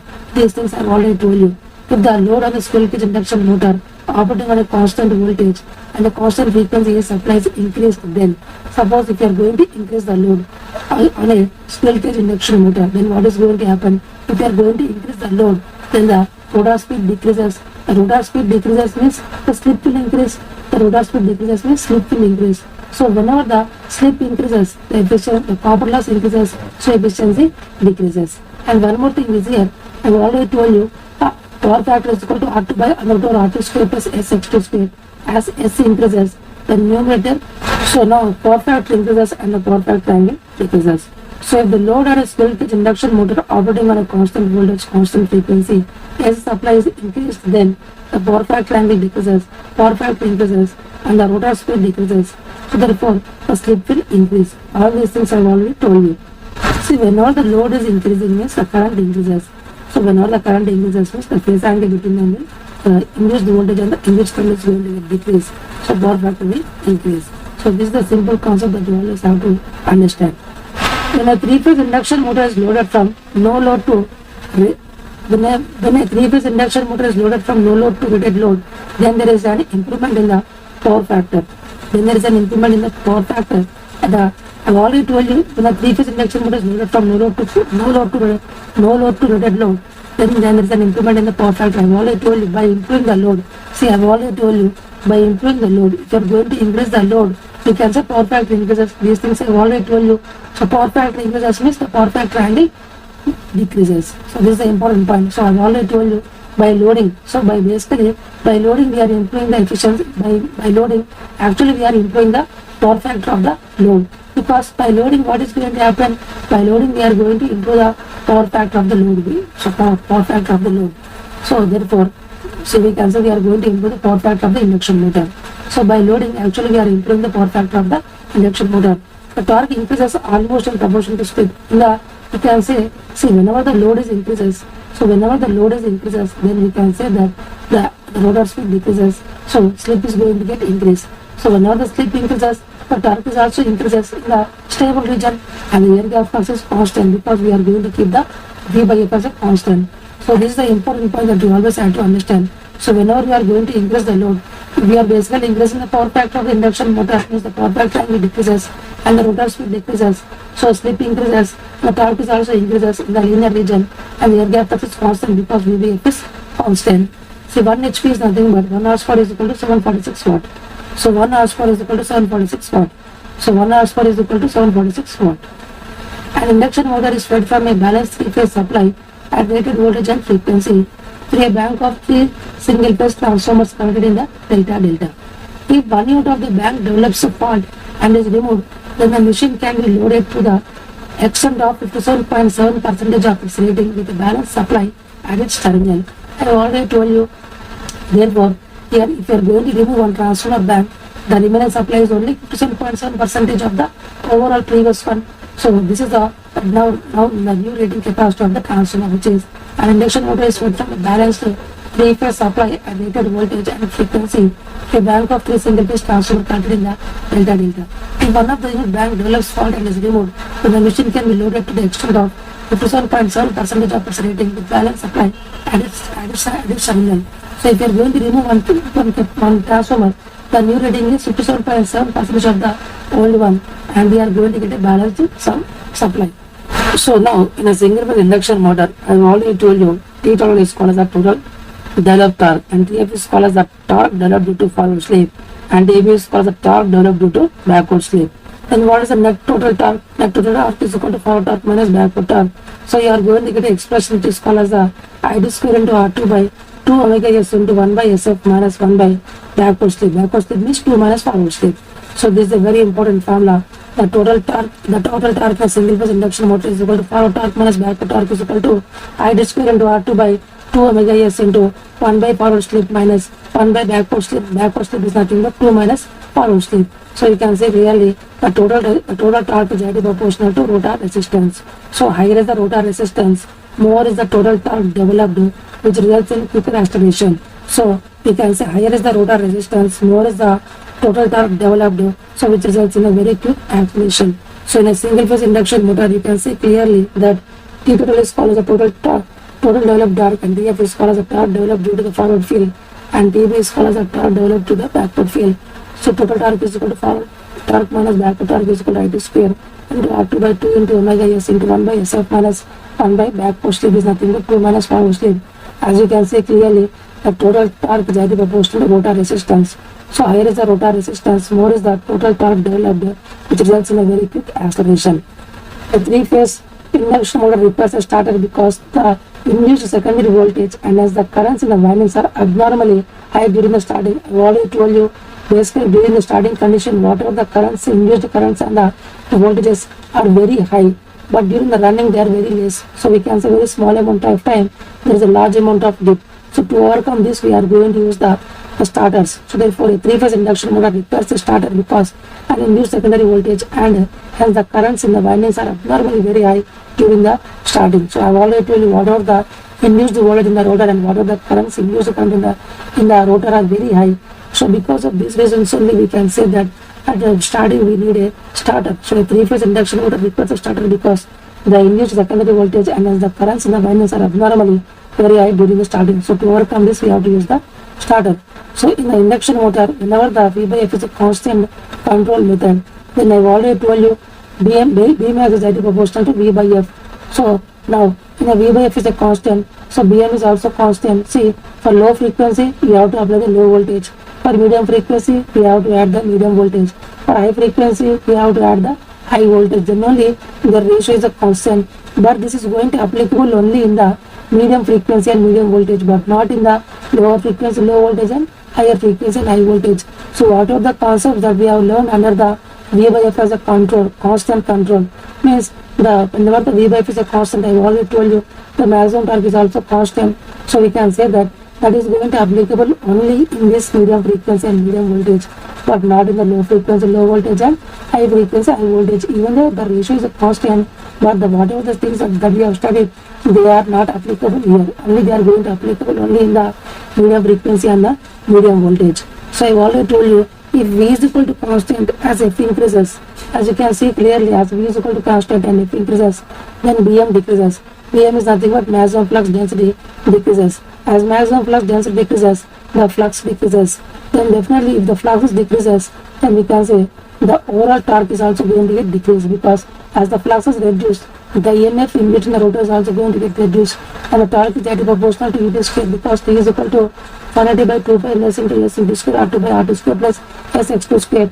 As Bm decreases, flux decreases, so E2 decreases, so torque is also going to get decreased. So therefore, whenever the voltage is equal to constant and F increases, the maximum flux density decreases, so flux decreases. As the flux decreases, E2 decreases, so therefore the torque also going to get decreased. Under variable frequency operation of three-phase induction motor, air gap flux is kept constant by adjusting the motor voltage. For constant air gap flux, machine develops the same torque when the slip speed is kept constant. I already told you this important concept. Under variable frequency operation of three-phase induction motor, air gap flux is kept constant by adjusting the motor voltage.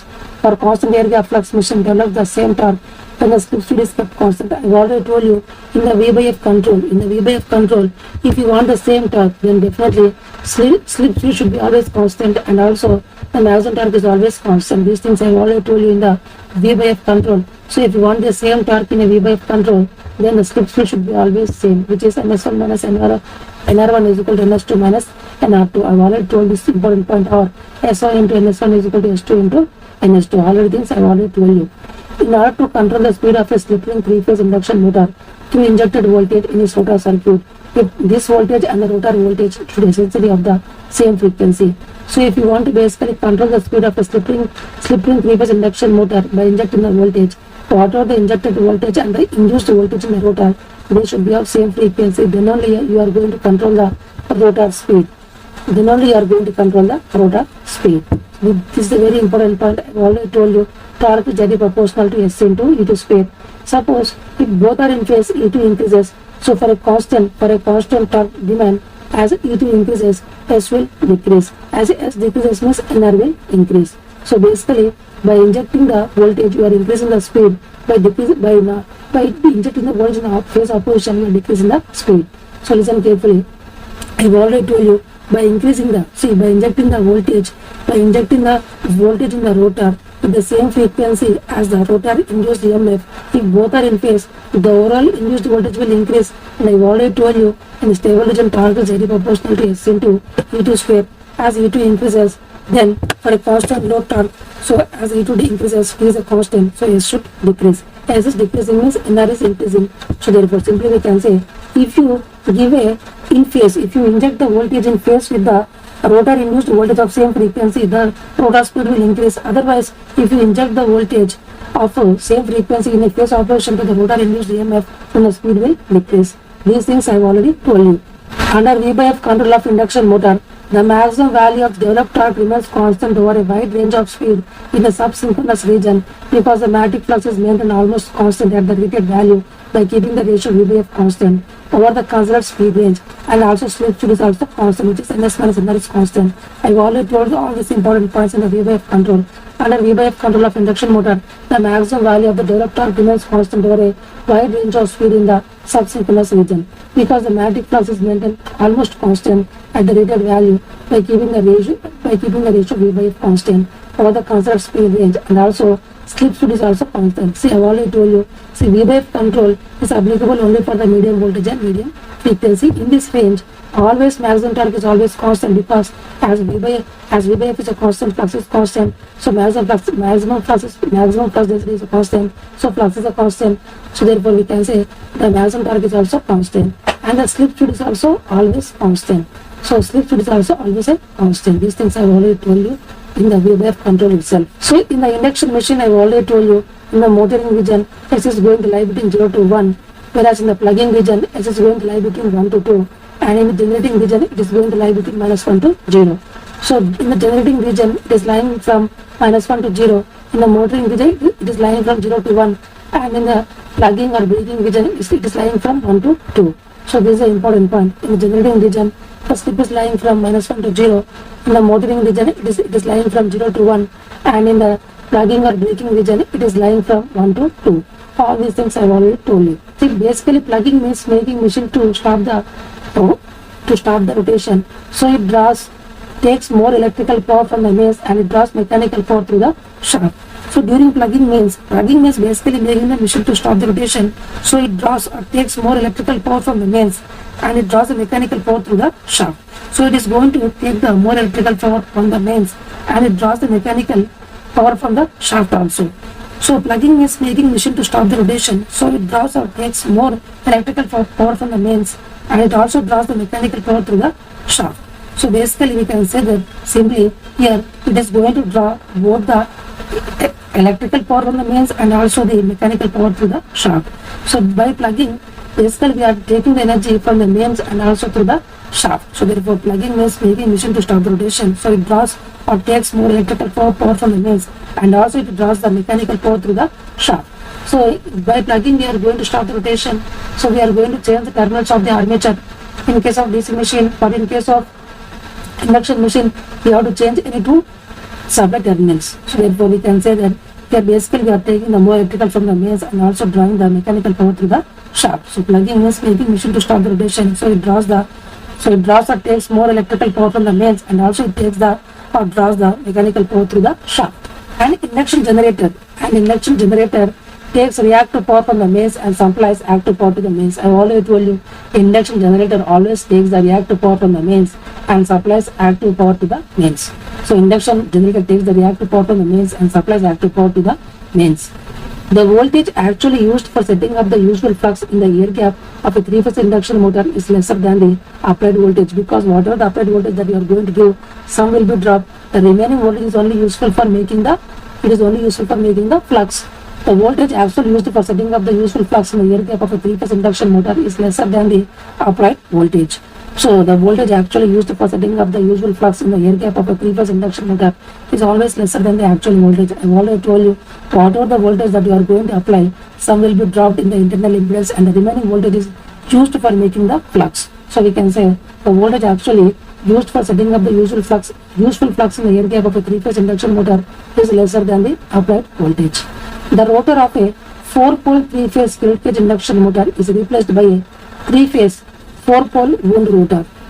When fed with normal supply, the machine will run at slightly lower than the normal speed, because squirrel cage induction motor has better running characteristics than the slip ring induction motor. I already told you, see, always the number of poles should be always same on the stator and the rotor. Then only it is going to rotate, otherwise it will never rotate. And I have already told you, the squirrel cage induction motor has better running. See, I have already told you, slip ring induction motor has the better starting characteristics when compared to squirrel cage induction motor. Similarly, the vice versa, the squirrel cage induction motor has the better running characteristics when compared to slip ring induction motor. So therefore, the speed because of the squirrel cage induction motor is very higher when compared to speed because of the slip ring induction motor. So therefore, if you are replacing the squirrel cage induction motor by slip ring, then the speed will be lesser. So therefore, the rotor of a 4-pole 3-phase squirrel cage induction motor is replaced by a 3-phase 4-pole wound rotor.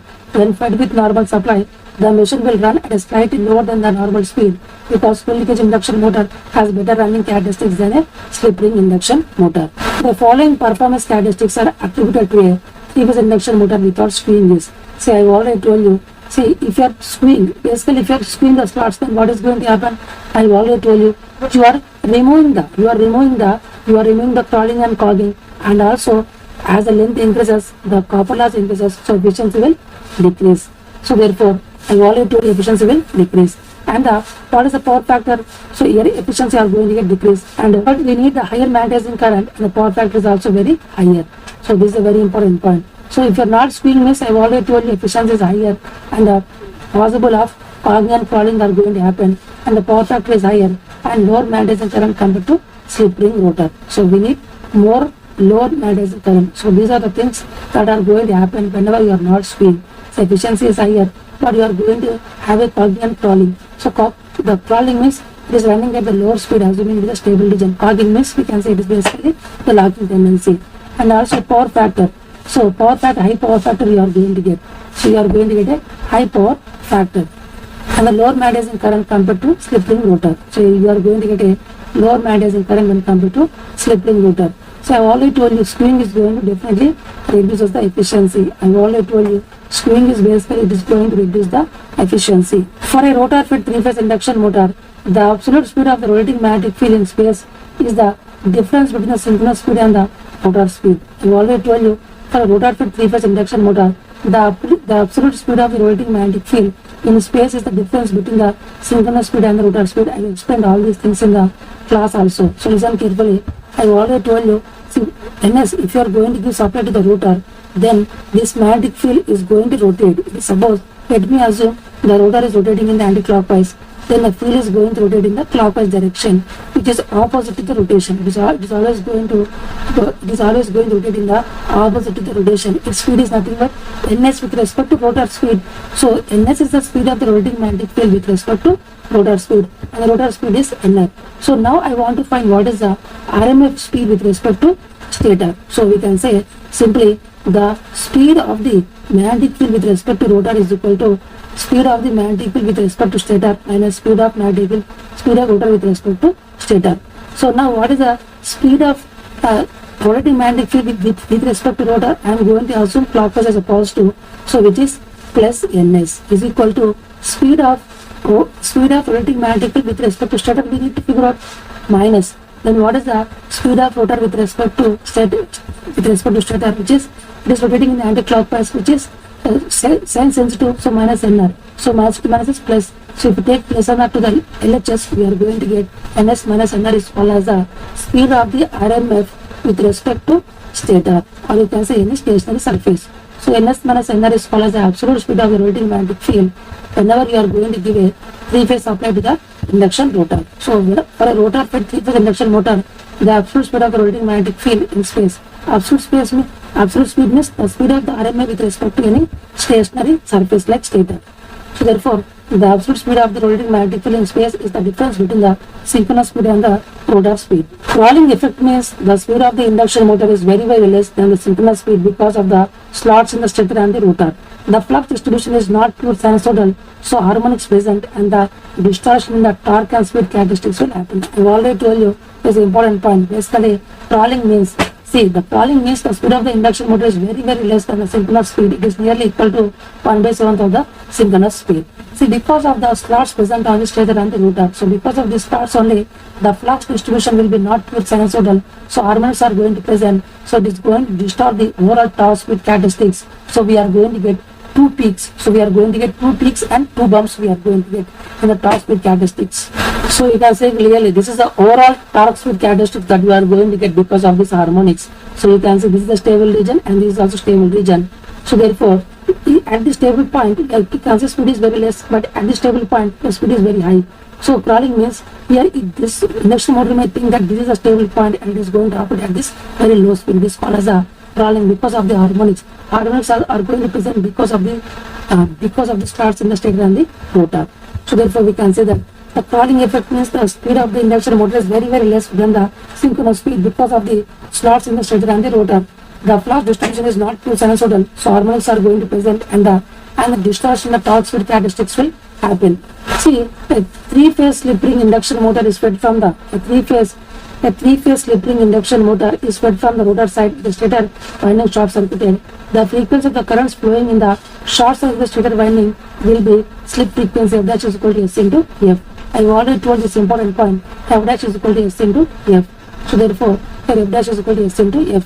So F dash is called as the frequency of the currents induced in the stator windings. S times the F is the supply frequency given to the S is the supply frequency given to the rotor winding. So therefore, a three-phase slip ring induction motor is fed from the rotor side with the stator winding short circuited. The frequency of the currents flowing in the short circuited stator winding will be slip frequency. Means F dash is equal to S into F, where S is the frequency given to the rotor windings and S is the slip, and F dash is the frequency of the currents induced in the stator short circuited winding. See, I have already told you in an auto transformer, the starting current is equal to X square times the starting current in the DOL. So this is a very important point. Listen carefully here. The current in the auto transformer, is equal to X square times the current in the DOL, in the starting current. Base times the starting current. The current in the auto transformer is equal to X square times the current in the direct online. We can say DOL case. These are the starting currents. Similarly, we can say the current in the star delta. The starting is nothing but 1/√3 times the current in the DOL. So therefore, the current in the star delta starting is equal to 1/√3 times the current in the DOL. So now, if you do the ratio of these two things, we are going to get the current in the auto transformer starting is equal to S square times the √3 into the current in the star delta started at the starting condition. So this is if you divide these two equations, we are going to get this one. So therefore, the current in the auto transformer starting is equal to the current in the auto transformer starting is equal to S square times the current in the DOL at starting current. Similarly, the current in the star delta starting is equal to 1/√3 times the current in the DOL. Similarly, the current in the auto transformer, if you divide these two equations, then definitely we are going to get this one, which is S square times √3 into the current in the auto transformer and starting current is equal to x square into root 3 times of the current in the starting at the starting current. S is for the starting current. So I have already told you in a 3-phase induction motor. In a 3-phase induction motor, as I have already told you one important point here, whenever the load increases, so whenever the load increases, the efficiency increases. See, whenever the load increases means speed decreases. So whenever the load increases means speed must decrease. As the speed decreases, the current will increase. The current will increase. And here the power factor, as the speed increases, the power factor will decrease. So you can say clearly, as the speed increases, the current increases and the power factor decreases. So these are the graphs of the different parameters. So you can say clearly that whenever the speed increases, the current decreases, and or simply I can listen carefully. This is the graph between the efficiency and the load. See, as the load increases, the efficiency increases. Whereas here, as you can see clearly, what is going to happen? See, I've already told you whenever the load increases, NR decreases. NR decreases means slip increases. So whenever the load increases, speed must decrease. So speed decreases means here.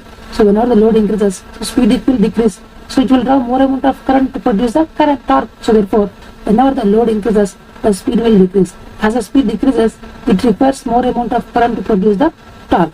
Similarly, I have already told you whenever the load increases, the speed will decrease. As the speed decreases, the power factor will increase. These things I have already told you. So therefore, simply we can say, as the load increases, the efficiency increases. As the load increases, the speed decreases. So therefore, it takes more amount of current to produce the torque. And always, again, whenever the load increases, the speed decreases. So therefore, the power factor will improve. So finally, we can say that whenever the load increases, the efficiency increases. So whenever the load increases, the speed decreases. So it draws more amount of current to produce the torque. Similarly, whenever the load increases, the speed decreases. So power factor will increase. So finally, I can say that as load increases,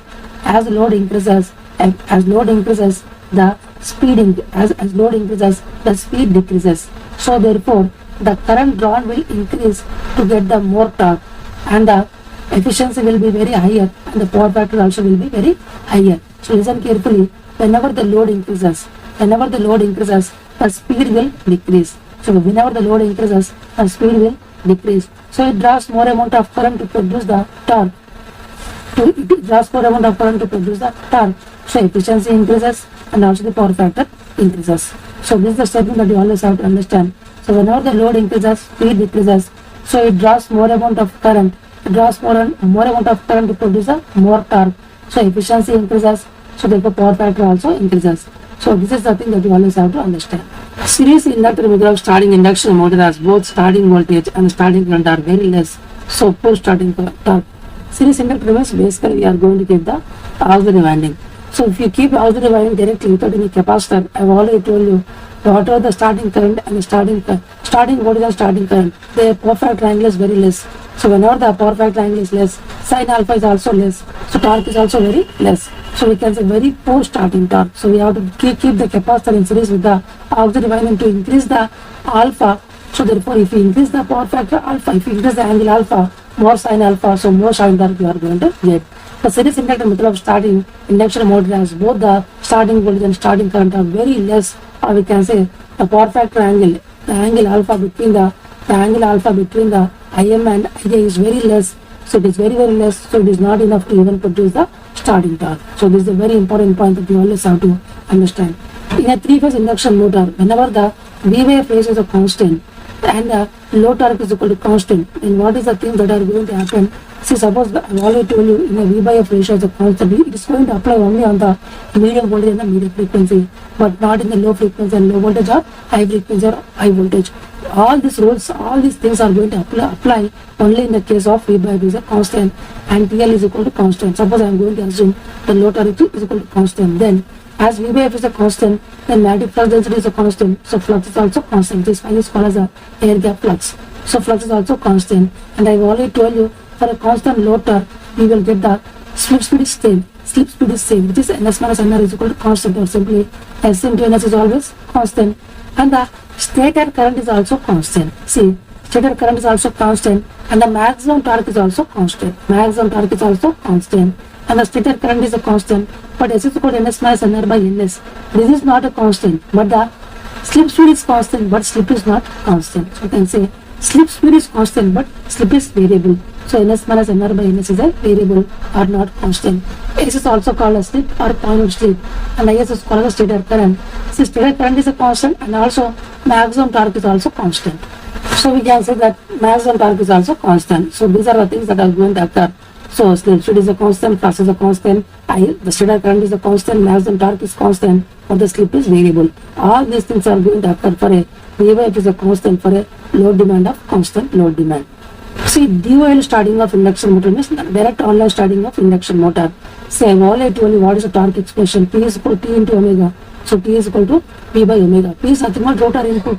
Rotor input is equal to rotor copper loss by S. The rotor copper loss is P into I square R2. So the rotor copper loss by S is nothing but rotor input. Again, this 1 by omega S. Omega S is 2 pi n by 60. So 60 into 3 is nothing but 180. So like that, you have to do this one. Then what is the starting torque? Starting torque is equal to 1 by omega S into 3 times of starting current. And starting, what is the slip? And starting NR is equal to 0. So S is equal to 1. So slip is equal to 1. So you are going to get 3 into the starting current, which is induced on the rotor, square into R2. But if you want the full load torque, the full load torque is nothing but 1 by omega S into, you have to use the full load current and the full load slip. So this is the thing that we have to use. So if the ratio of these two things, we are going to get finally the starting torque by full load torque is equal to starting current by full load current whole square into slip at full load. So this is the equation that you are going to get from here. So starting torque by full load torque is equal to starting current by full load current whole square into slip at full load. So you can get this equation. See, auto transformer starting of induction motor. I already told you, in auto transformer starting of induction motor, the starting current is nothing but x times the starting current of DOL. So we can replace this value by x times of starting current of DOL. So if we take x outside, we are going to get x square. So x times starting current. The starting current is nothing but it's the current because of the DOL connection. So the starting torque because of the auto transformer by starting torque of full load is equal to x square times the starting current because of the DOL by starting current of full load whole square into slip at full load. So just you have to do the some manipulation for this one. See, star delta starter of starting induction motor. Star delta starter of starting induction motor means you have to replace x square by 1 by 3. You have to replace the x square by 1 by 3. So you are going to get this equation. So star delta starter of 3 phase of starting induction motor means just we have to replace x square by 1 by 3. So replace x square by 1 by 3. You are going to get this equation, which is starting torque by full load torque is equal to 1 by 3 into starting current by full load current whole square into slip at full load. So from the previous equation, just replace x square by 1 by 3. You are going to get this beautiful equation. With this equation, you can go for the star delta method. So star delta starter of starting the induction motor. The concept is the starting torque by full load torque is equal to 1 by 3 into starting current by full load current whole square into slip at full load.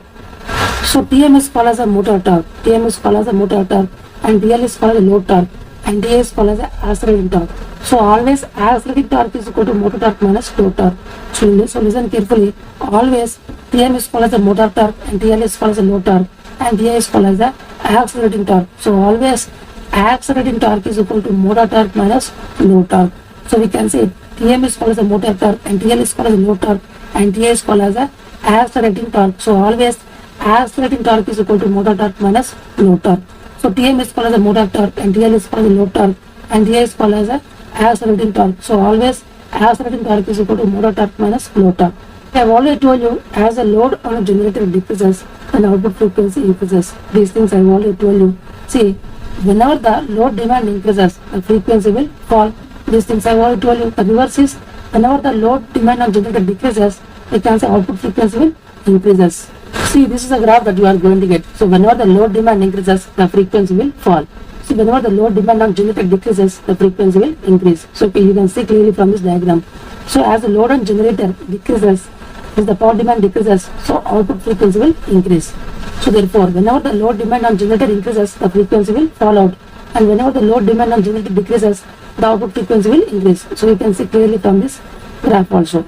In a constant V by F control of induction motor, the ratio V by F is maintained constant from 0 to base frequency, where V is the voltage applied to the motor at fundamental frequency F. Then at low frequency, the stator flux decreases from its rated value. So this is a very important point. In a constant V by F control of induction motor, the ratio V by F is maintained constant from 0 to base frequency, where V is the voltage applied to the motor at fundamental frequency F.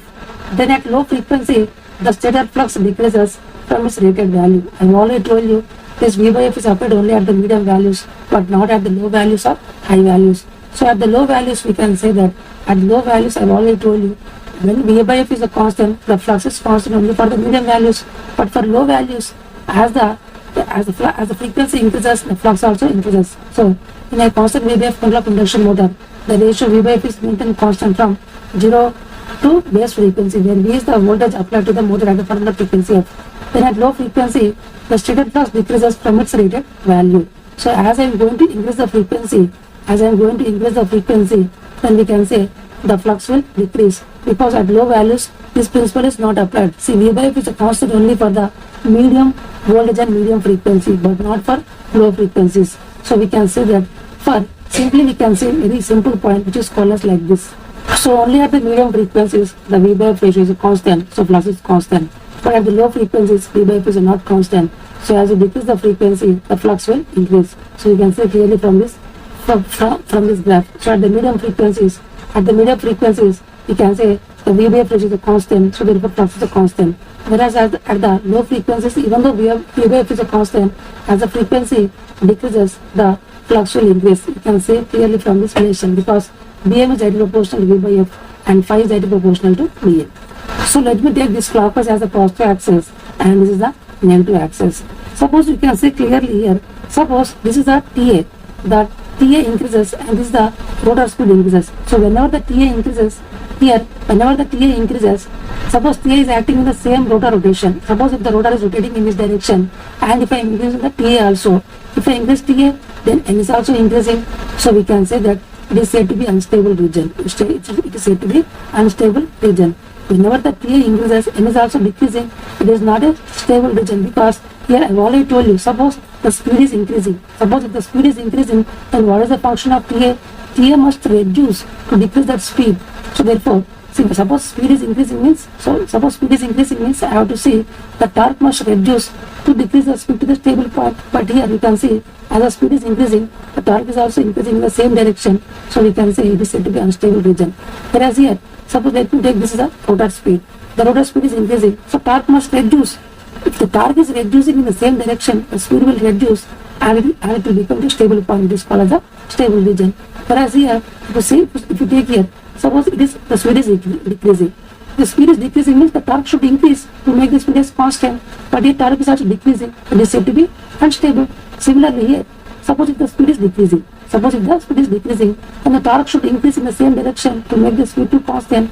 So it is a very good case. So this is stable region. Whereas suppose let me assume the rotor is rotating in this direction, and the speed is increasing in this direction. The speed is increasing. So the torque is acting in this direction. And the torque is increasing. So in this direction, torque is increasing to reduce the speed. So therefore, yes, it is a stable region. Whereas if you take here, suppose if the speed is decreasing in this case, so therefore the torque is acting in this region, the torque direction. So therefore, whenever torque is reducing, then definitely the speed will increase. So it is said to be a stable point. Suppose if this is the speed is increasing in this direction, if the speed is increasing means definitely what I have to do, I have to apply torque in this manner with a decreasing torque. So whenever I decrease the torque, then again, suppose if the torque is decreasing means actually the torque should increase to decrease the speed, but actually the torque is decreasing, so it is said to be an unstable region. So further the speed will increase. Again, suppose if the speed is decreasing here, the speed is decreasing means the torque should act in this direction to increase, but if the torque is increasing in this direction, it is said to be unstable region. So this is a way that you always have to see which is the stable and which is the unstable. So listen carefully here. Let me assume in this direction speed is increasing, the speed of the rotor is increasing. Then here in this direction the torque should decrease. If the torque is reduces, then only we can say speed will decrease to that certain point. Then only we can say it is a stable point, but it is reverse, so it is unstable. Similarly, the speed is increasing in this case, so we have to decrease the torque to reduce the speed. So we are going to get a stable point, it is said to be stable. Whereas if you see here, suppose speed is decreasing here, then we have to increase the torque. You have to increase the torque to get the stable point. But here the torque is reducing, so it is unstable. But it's a case here. As the speed is reducing, we have to increase the torque in this case to get the speed increase. So this will be a stable point. Suppose if the speed is increasing in this case, then I have to increase the torque in this direction to reduce the speed. So you can see it is a stable point. Suppose if it is a vice versa, so vice versa, see if the speed is decreasing here. If the speed is decreasing here means if I increase the torque in this direction, if I decrease the torque in this direction, then the speed in this direction will increase. So this will be a stable point. Similarly, here, suppose if I increase the torque, the rotor is rotating in this direction. It is the opposite of this case. So whenever the speed is increasing in this direction, I have to increase the torque. In this direction to make the speed decrease. But here it is decreasing, so it is an unstable region. Similarly, this one is reverse of this one. So this is the reverse of this one. So whenever the speed is decreasing in this case, then the torque in this direction should decrease to get the stable point, but it is increasing, so it is said to be unstable. So this is the reverse of this one, this is the reverse of this one, and this is the reverse of this one, and this is the reverse of this one. So you can see clearly these both are interrelated, and this is interrelated, and this both are interrelated. So you can easily visualize. So U said to be unstable point and F is said to be a stable point. See, basically what I am trying to say is basically whenever the speed increases, the torque should increase to get the speed as a stable point. If suppose the speed is decreasing, then the torque should increase to make the speed as a constant. So listen carefully. If the speed increases, then the torque should be very less to decrease the speed. If the speed is decreases, means the torque should increase to make the speed as a constant. So this is a stable point. Like this it has to be there. If it is a vice versa, it is said to be a unstable point. So when a single phase induction motor is excited with single phase voltage, the magnetic setup is equivalent to a two fields rotating at synchronous speed in the opposite direction. This was explained by the double field revolving theory by the Ferrari. So when a single phase induction motor is excited with the single phase AC voltage, the magnetic field setup is equivalent to two fields rotating at the synchronous speed in the opposite direction, which was explained by the Ferrari by his theory, which is called double field revolving theory. So you are going to get a forward torque and the backward torque. So net torque is nothing but forward torque minus backward torque. So we can say at starting both are equal. Forward torque is equal to backward torque. So therefore the starting torque is equal to 0 at the starting. That is why it is said to be a not self-starting motor. A single phase induction motor is not self-starting as such because it develops only pulsating magnetic field which produces 0 torque at the standstill. I have already told you at the starting condition forward torque is equal to backward torque. So the net torque is equal to 0. So we can say it is said to be a the starting torque is equal to 0. So therefore a single phase induction motor is not self-starting because it is going to develop only pulsating magnetic field which provides 0 torque at the standstill. The capacitor start single phase induction motor develops much larger starting torque in comparison with the split phase induction motor because the use of capacitors in auxiliary winding enables the torque split characteristics in general to get a shape to give a larger starting torque. I have already told you, see, whenever you keep a capacitor, the alpha is going to get increased between the main winding current and the auxiliary winding current. So whenever the alpha increases, sin alpha increases because the starting torque is directly proportional to main winding current into auxiliary winding current into sin alpha. As alpha increases, sin alpha increases, so starting torque will increase. So therefore we can say that the starting torque of the capacitor starting single phase induction motor is very higher when compared to split phase single phase induction motor. So therefore this capacitor start single phase induction motors is basically used to start the hard start roads. If any rotors which are very hard to start, we can easily start with the help of this capacitor start single phase induction motor. So we can say that starting torque of this capacitor start single phase induction motor is very higher when compared to split phase single phase induction motor. So we can say this is said to be self-starting now.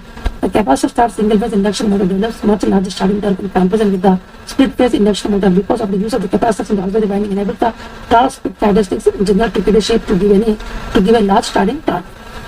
A ceiling fan fails to start because whenever the main winding is open circuited, so IM is equal to 0, so starting torque is also 0 because the starting torque is directly proportional to IM into IA into sin alpha. As IM is equal to 0, so therefore we can say the starting torque is equal to 0, it will fail to start. Similarly, whenever the auxiliary winding is open circuited, so whenever the auxiliary winding is open circuited, again the auxiliary winding current is equal to 0, again the starting torque is equal to 0. So whenever the capacitor is short circuited, it is going to become like a split phase induction motor. So alpha is very less. Whenever the alpha is very less, we can say that sin alpha is less. So so it will never start. So therefore, always you have to keep the capacitor to make the starting. So always the split phase has not enough alpha to start the motor. So therefore, capacitor should be always present. So a ceiling fan fails to start because of the main winding is open circuited, auxiliary winding is open circuited, and the capacitor is short circuited. So now we'll see the drawings for the different torque speed of different motors. So this is called as this is a drawing for a shaded pole induction motor. This is basically for a shaded pole induction motor. It's a very smooth curve. It's a very smooth curve. You can see, and whenever the rotor speed is equal to 0, you are going to get some torque. It is said to be a self-starting motor. It's a self-starting motor, and this is for the resistance split phase motor. So these are the graphs. So initially it is going to act like a two-phase motor, and after reaching certain speed it is going to act like a single phase induction motor. So this graph is going to come a little bit lower.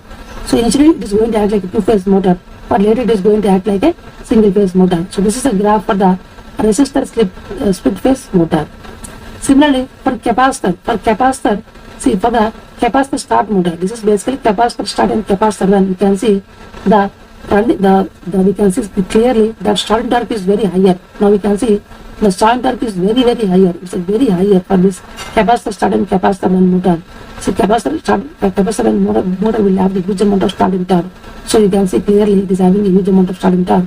So initially it is going to act like a two-phase motor, but after that it is going to act like single phase motor. So like this we are going to get the graph. This is for the capacitor run motor. So this is for the capacitor run motor. You are going to get a very smooth curve. So you can see clearly it is a very smooth curve for a capacitor run motor. Means the capacitor is always present for all the time. For all the time it is present. So we can say it is present for all the time. So you are going to get in this manner, because we are not going to open the switch. If you are going to open the switch on it, then only we are going to get this spike. Otherwise, you are not going to get any spike. In capacitor and motor, there is no switch, so you will never get a spike. So you are going to get a very smooth curve. Capacitor start and capacitor and motor has no switch. So capacitor start and capacitor and motor will have no switch. So capacitor start and capacitor and motor will never have any switch. Lowest starting torque is used for shaded pole. See, lowest starting torque is for shaded pole. I have already seen. You can see clearly that the lowest starting torque is for the shaded pole. Lowest starting torque is for the shaded pole. Out of all the motors, the shaded pole has the lowest amount of starting torque, and the capacitor and motor has a smooth curve. So I have already told you the capacitor and motor has a very smooth curve. So you can see clearly there. So we can say that the shaded pole motor has the lowest torque, and the capacitor and motor has a smooth curve, and the capacitor start and capacitor run has no switch. So these are the important points that you always have to understand. The shaded pole motor has the lowest starting torque, and the capacitor and motor has a smooth curve, and the capacitor start and capacitor and motor will never have switch. So these are the important points that you always have to understand. For a single phase capacitor start induction motor, the direction rotation can be changed by reversing the main winding terminals. So you have to change any one terminal. You have to interchange terminals of only one thing, but not both. Then only we can change the rotation. Even if you change the supply, both are going to rotate. So again, it will be in the same rotation. Both are going to change. So again, it will be same direction. So you have to change only one winding, but not both winding terminals. Centrifugal switch used in a single phase induction motor to cut off the starting winding at an appropriate instant. I have already told you, you have to use the speed sensitive centrifugal switch. So whenever the rotor is reaching certain speed, then with the help of the switch you have to remove the auxiliary winding or starting winding. Otherwise, it is going to draw the huge amount of current and it is going to get burned away. So therefore, the centrifugal switch used in a single phase induction motor is to be cut off. It is used to cut off the starting winding or auxiliary winding at an appropriate instant.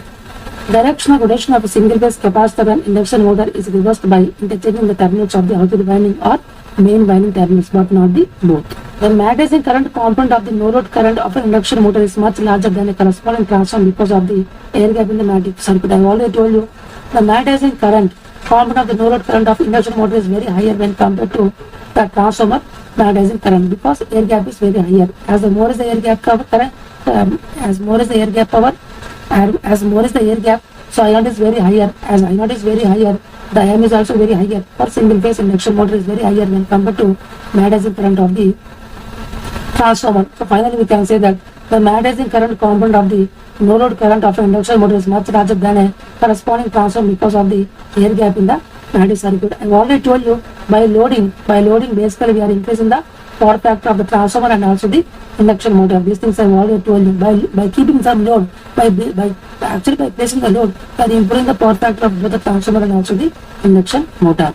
The steady state speed of a three-phase squirrel cage induction motor delivering a low torque depends on. So the steady state speed of a three-phase squirrel cage induction motor delivering a low torque depends upon the supply voltage, supply frequency, low torque speed characteristics. I have already told you very important point. Torque is a function of supply voltage and torque is a function of frequency because T is equal to 180 by 2 pi ns into S e2 square R2 by R2 square plus Sx2 whole square. So therefore, we can say torque is proportional to rotor induced EMF and the rotor induced EMF is proportional to stator induced EMF and the stator induced EMF is proportional to supply voltage. So we can say torque is proportional to supply voltage. So based on the torque only we are going to get the speed. So therefore, based on the torque only we are going to get a certain speed.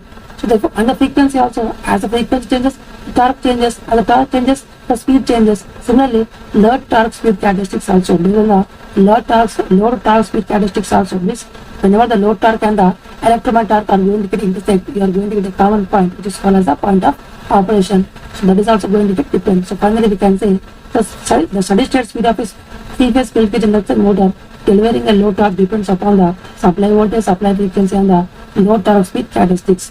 A polyphase slip ring induction machine has the stator and the rotor windings wound for the same number of pairs of poles with the number of phases either equal or different. And what I told you, the number of phases can be either same or not, but always the number of poles should be always same on the stator and the rotor. Then only it will rotate, otherwise it will never rotate. Otherwise the starting torque will be 0. So a polyphase slip ring induction machine has the stator and the rotor windings wound for the same number of pairs of poles with the number of phases either equal or different. See, phases can be different or same, but the number of poles should be always same on the stator and the rotor.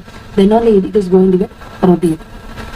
See, manually we have to wound the number of poles on the rotor should be always equal to number of poles on the stator. Whereas for squirrel cage induction motor, by God's gift only, whatever the poles present on the stator, same are going to get induced on the rotor, but with the help of God's gift, because there is no wounding on the rotor. So during the operation of a three-phase induction motor running at full load, if one of the supply line fuse blows off, then the motor will continue to run with the increased slip because NR will decrease, so slip will increase, and continue to run with the excessive supply current. So I've already told you, if one of the fuses is going to get blow away, it is going to act like a three-phase, it will now become like a single phase. But the rotor speed decreases means slip will increase and the amount of intake current from the supply will increase. So therefore, because the resistance is decreased, so current as the resistance itself is decreasing, so therefore the current will increase. So during the operation of a three-phase induction motor running at the full load, so during the operation of three-phase induction motor running at full load, if one of the supply line fuse blows off, it is going to act like induction motor, and the motor is going to run with the increased speed, means the speed will reduce. So as the speed is reducing, we can see the rotor, the overall resistance will decrease, so therefore it is going to draw the excess amount of supply current. So it is going to continue to run with the excessive supply current. The phenomenon of crawling is usually not found in the slip ring induction motors because these motors have the high resistance rotor windings.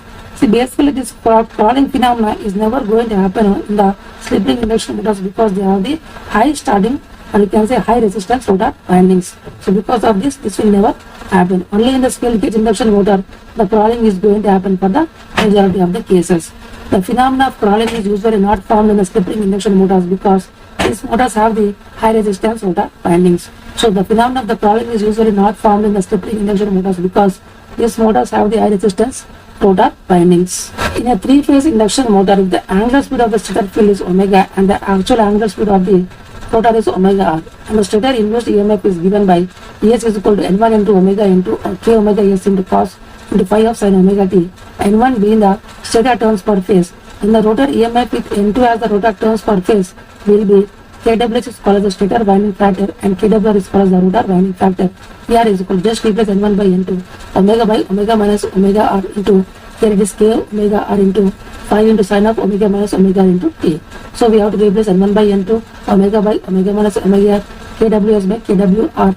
This phi is same because it's the same flux for both the stator and the rotor, and sin of omega minus omega, which is the relative speed. The relative speed between the stator and the rotor is omega. The stator, the synchronous speed, the RMF and the rotor speed is nothing but omega minus omega is the relative speed. So we have to use the relative speed frequency, the radians per second you have to use here, and the number of turns you have to replace, and the rotor winding factor is KWR, and KWS is called stator winding factor. Flux is same for both the things, so flux is same, and replace omega by omega minus omega.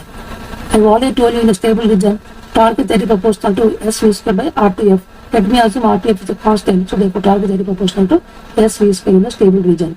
If a three-phase induction motor and a single-phase induction motor of the same kW rating and same winding voltage are compared, then the three-phase induction motor will be smaller in size and more efficient than a single-phase induction motor. I already told you, if you are going to compare three-phase motor and three-phase induction motor and a single-phase induction motor for the same amount of kilowatt rating and the same amount of winding voltage, then we can say that the three-phase induction motor will have smaller size and more efficient than a single-phase induction motor. I have explained all these things in the previous class only. So therefore, if a three-phase induction motor and a single-phase induction motor of the same kilowatt rating and the same winding voltage are compared, then the three-phase induction motor will be smaller in size and more efficient than a single-phase induction motor. Smaller air gap in a polyphase induction motor helps to reduce the magnetizing current. I have already told you, so smaller is the air gap means smaller is the magnetizing current. So more is the air gap means more is the magnetizing current. So the next one is the shunt resistance component in equivalent circuit obtained by no load test of an induction motor. A representative of the core winding and frictional losses. I have already told this important point in the no load test only. The shunt resistance component in equivalent circuit obtained by no load test of an induction motor. It is a representative of the core winding and the friction losses. So these things I have already told you in the no load test. So with the help of no load test, we are going to figure out the RC. RC is nothing but here per phase voltage by the supply phase voltage whole square. I have already told this important point. So I have already told you in a no load test, RC is nothing but it's the ratio of the per phase voltage whole square by per phase power. Per phase power is nothing but 3 phase power by 3. Because in the question they are going to give you 3 phase power, the amount of power drawn by the 3 phase induction motor. So you have to divide by 3 and you have to substitute here. And this is the phase voltage you have to take. In the question they are going to give the line voltage and then you have to convert into phase. It is line is equal to 3 into phase, so phase is equal to line by 2, 3. So like this if you solve, we are going to get the rotor. We can say this is called as the core loss component resistance. So the shunt resistance component in equivalent circuit can be obtained by no load test of induction motor, which is the representative of the core winding and the friction losses. See, torque is very proportional to S V square by R to F. I have already told you in the stable region, so we can use torque is very proportional to S by R to whenever the V and F are constant. In the induction motor, I have already told you the speed at full load of the rotor is always lesser than the speed of off load of the rotor is lesser than synchronous speed. See, always listen carefully. Whenever the load increases, the speed must decrease. So full load speed is always lesser than the off load speed. It is always lesser than the synchronous speed. Always the rotor speed is always lesser than the synchronous speed in an induction motor. So therefore, the full load speed of the rotor is lesser than the off load speed of the rotor is lesser than the synchronous speed. Unbalanced supply produces the negative sequence harmonics. I have already told you the unbalanced supplies are going to produce a negative sequence components. And what is the slip of this negative sequence harmonics? Because Ns and Nr are opposite of each other.